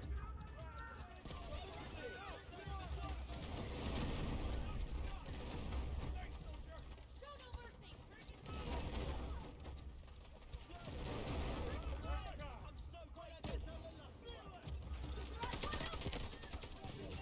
We have captured an objective. The enemy is attacking objective Bravo 1.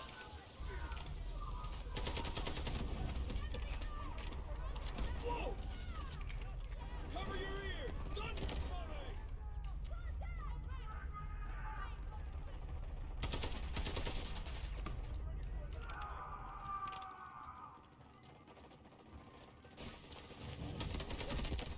Bravo 1 is under attack. Thank you!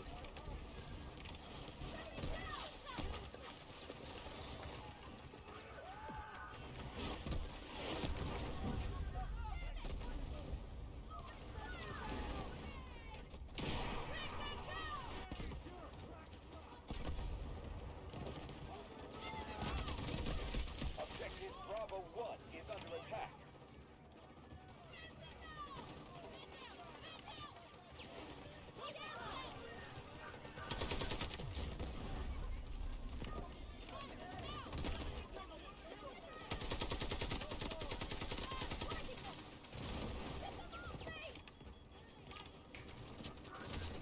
Stay clear of the blast! That was close!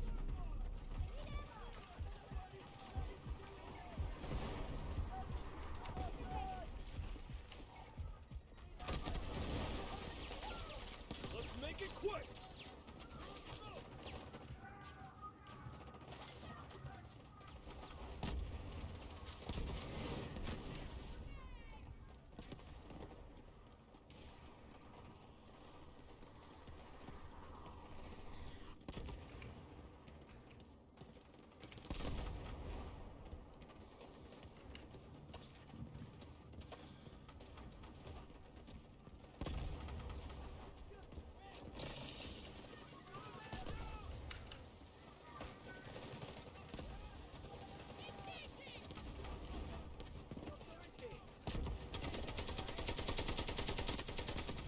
Allied troops neutralizing objective Bravo 2.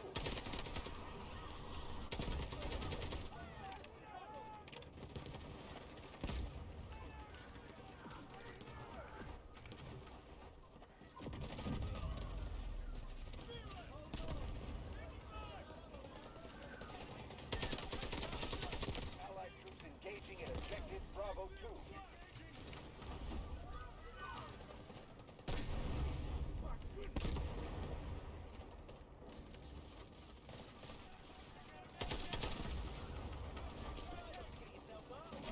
Launch a grenade!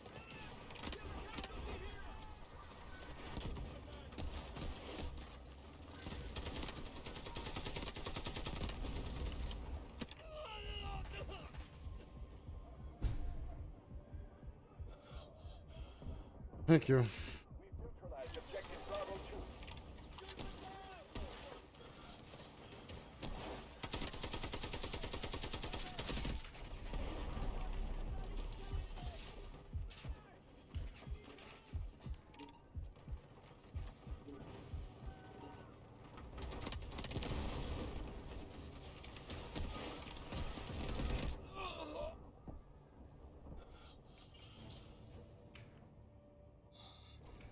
Keep neutralizing all enemy forces.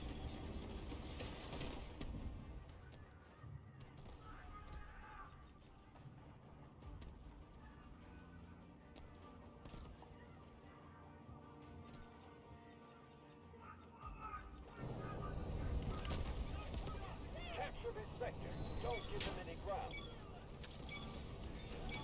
Damn it! This is their last stand. Take the sector.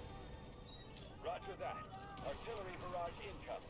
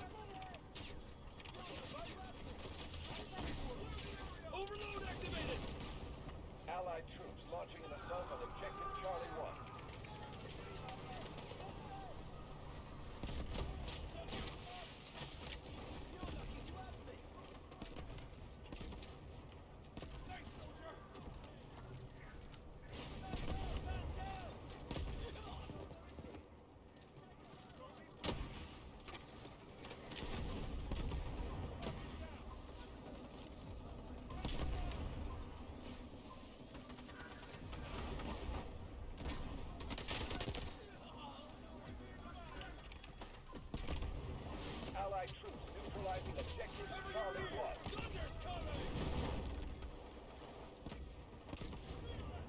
Hold on. I'm here.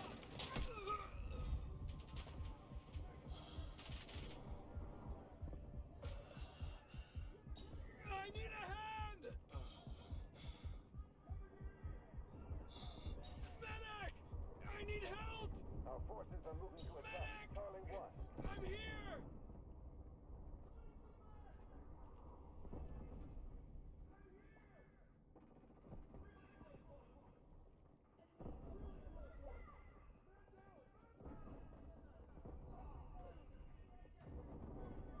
I'm injured! Need help! Need help!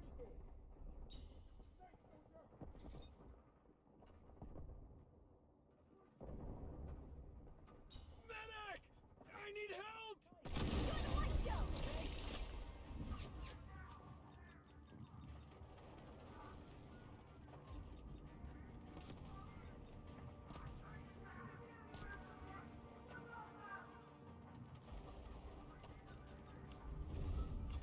Capture the last sector.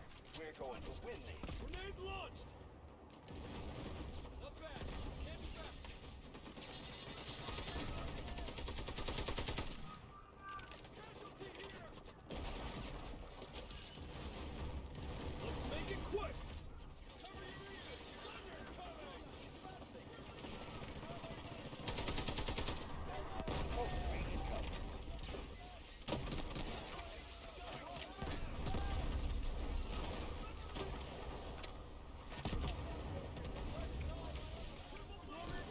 Allied troops engaging in objective Charlie 1.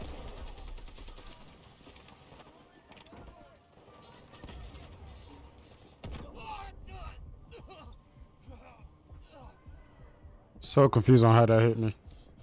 Much obliged! Try not to get yourself hurt, alright? My bad. Casualty here! Trooper down! Smoke screen incoming. Taking that! Just killing myself, okay?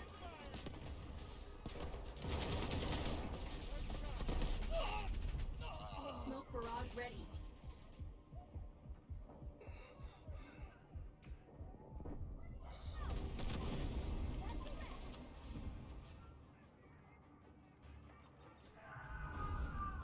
Capture the last sector.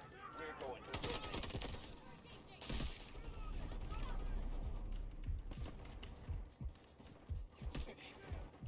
Our forces are moving to attack Charlie 1.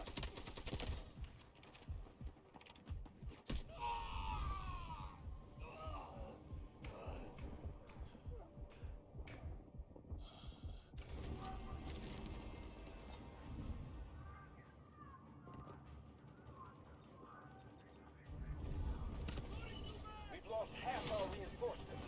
Speed up the attack. Allied troops launching an assault on objective Charlie 1.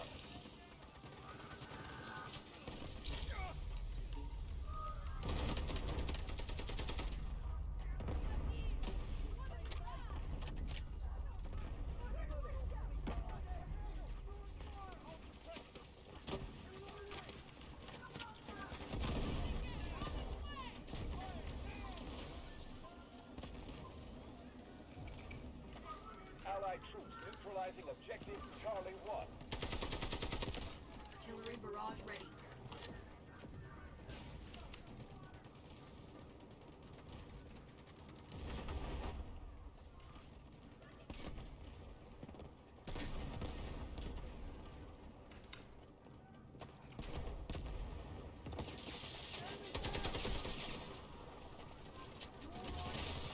Allied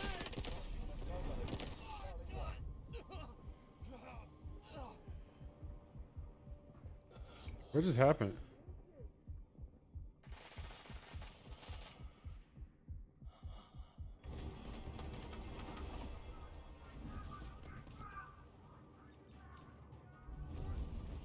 They've nowhere else to run. Final push. Copy. Vehicle dropped to designated location.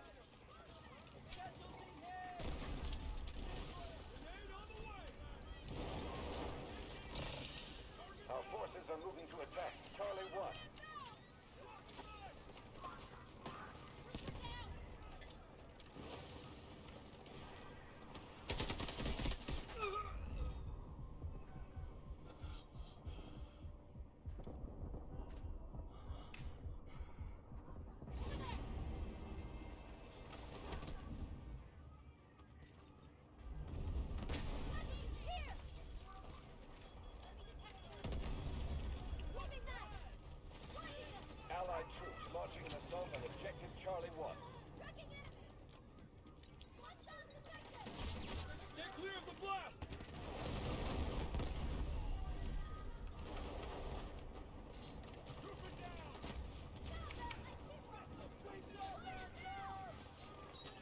Roger that.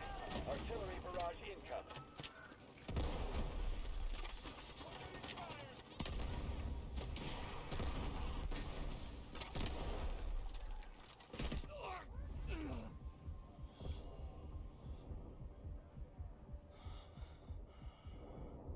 Medic! I'm here!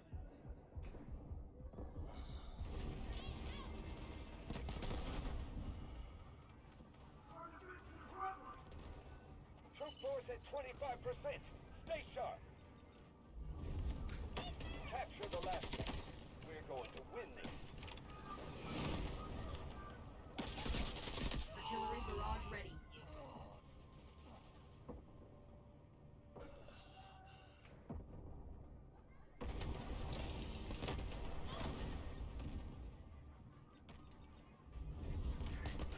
Copy. Vehicle drop to designated location.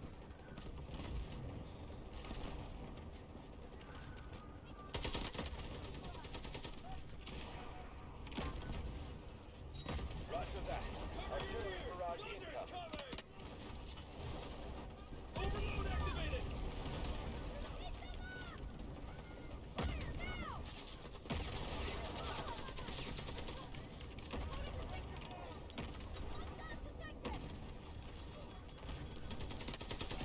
Shoot!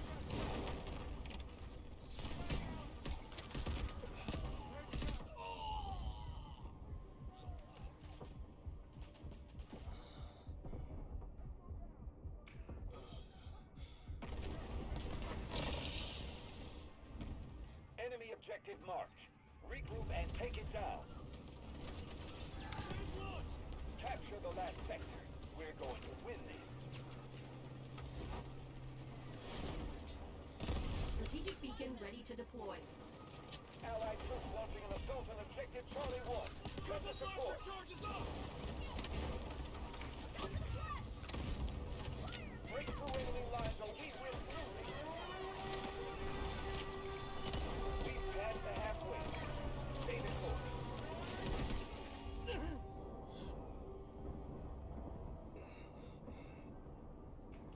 Allied troops launching an assault on objective Charlie 1. Come to support.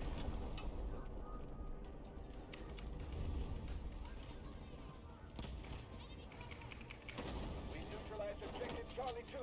Prepare for the enemy counter.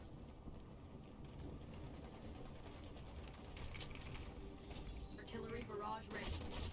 Grab grenade!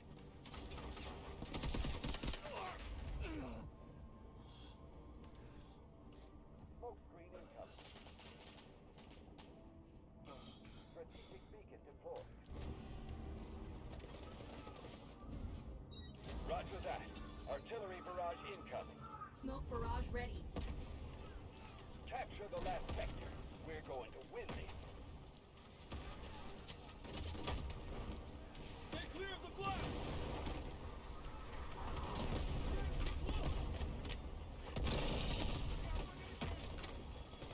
We've neutralized objective Charlie 1. Prepare for the enemy counter.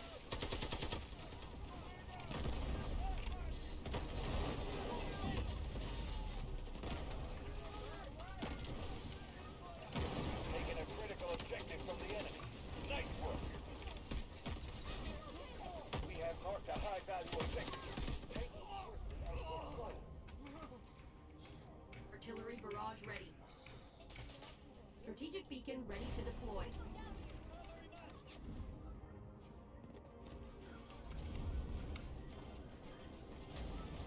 One objective left. You're almost there.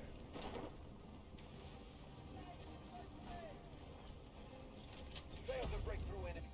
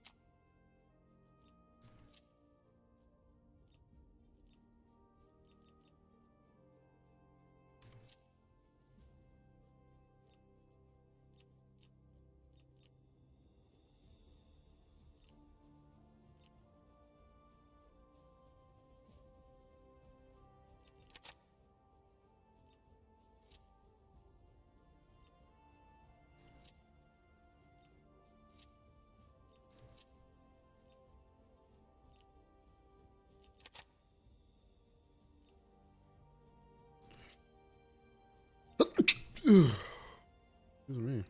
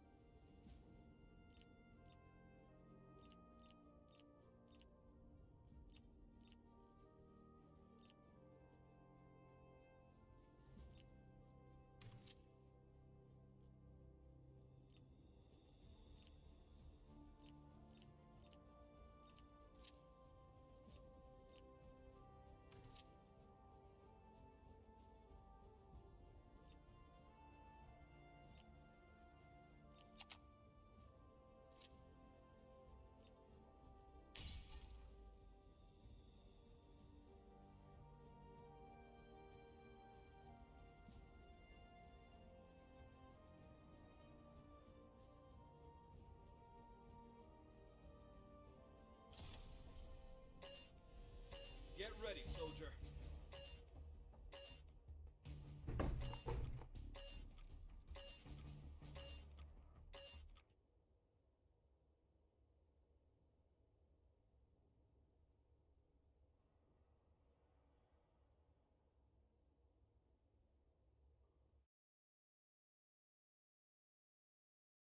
One hour ago, GTI forces secured evidence that Havoc is developing biotoxins in this hidden lab.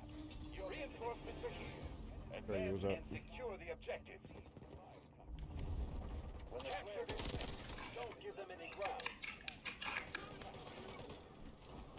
Clearing the train yard and tunnels of any Havoc forces before advancing to the lab. If we fail, who knows what force. Really close one.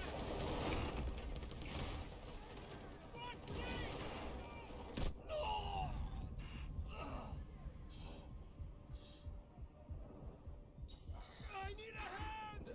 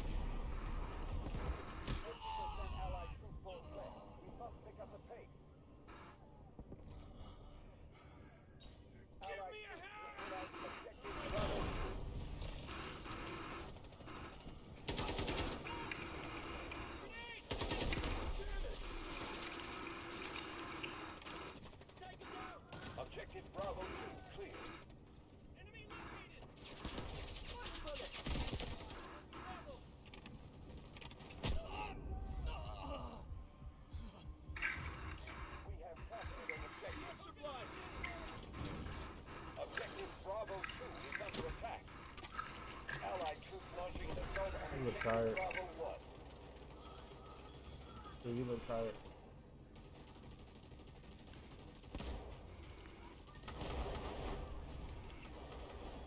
Sounds like the VTO. Immediately. I'm talking about you need to be on ass as soon as you get in there. VTO, nigga. I don't got time. Nah, I don't give a fuck. I don't give a fuck. Where you say I'm going? Yo. Our forces are moving to attack. Bravo 1. Because it wasn't on the charger, and I had it open. I had the app. Capture the new sector. Yeah.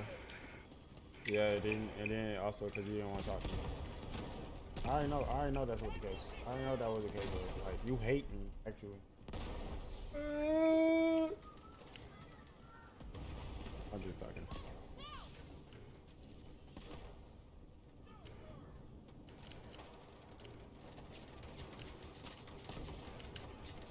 Get that nigga bitch off the plane!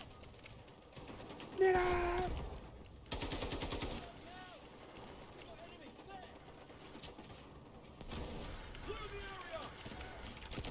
Smoke barrage ready. Get that nigga bitch off the plane!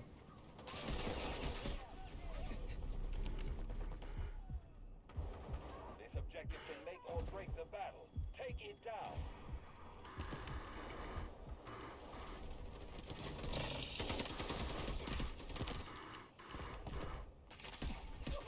No! Died. I died!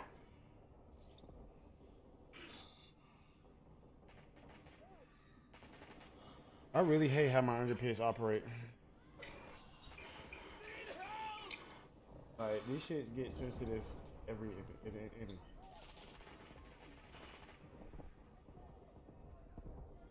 Medic! I need help! Allied troops launching an assault. Throw a smoke. Bravo 2. I need a hand! Bro, y'all fucking suck, bro. Like, god damn, it's bad out there. How bad y'all suck. Fuck, dude.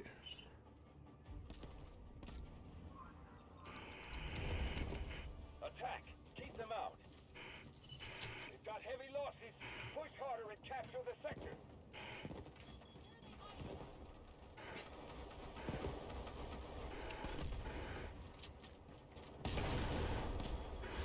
Cover your ears! Thunder's coming!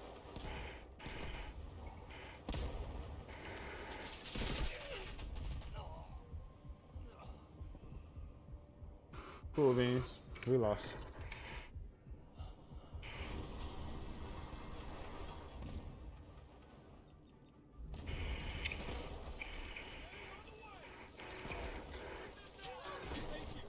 Launching grenade! Strategic beacon deployed. Strong knife! Skeleton activated! Right, right. Allied troops are attacking the objective. Get back up.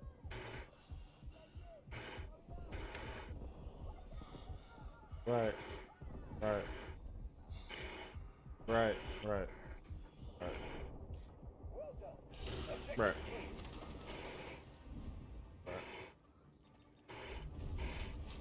It don't matter if we got a objective clear or not, bro. We're dead.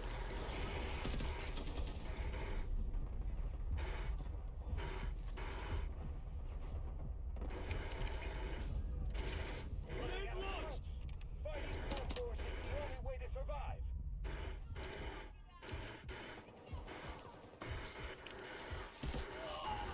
Shot in us.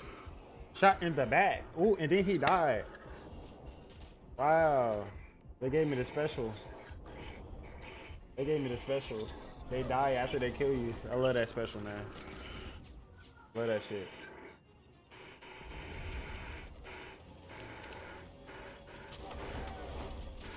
Clear of the blast! Allied troops neutralizing objective Bravo 2. Emergency reinforcements are needed.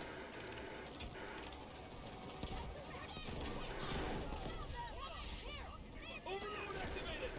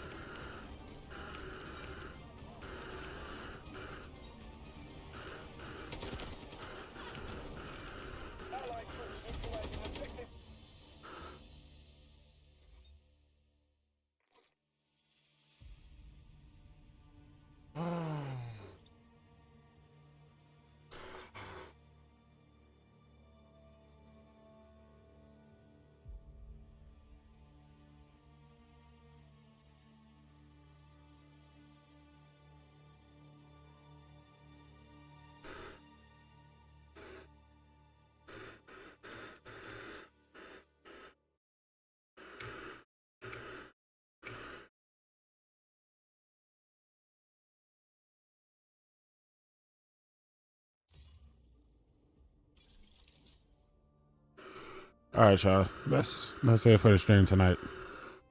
I'm gone. Deuces.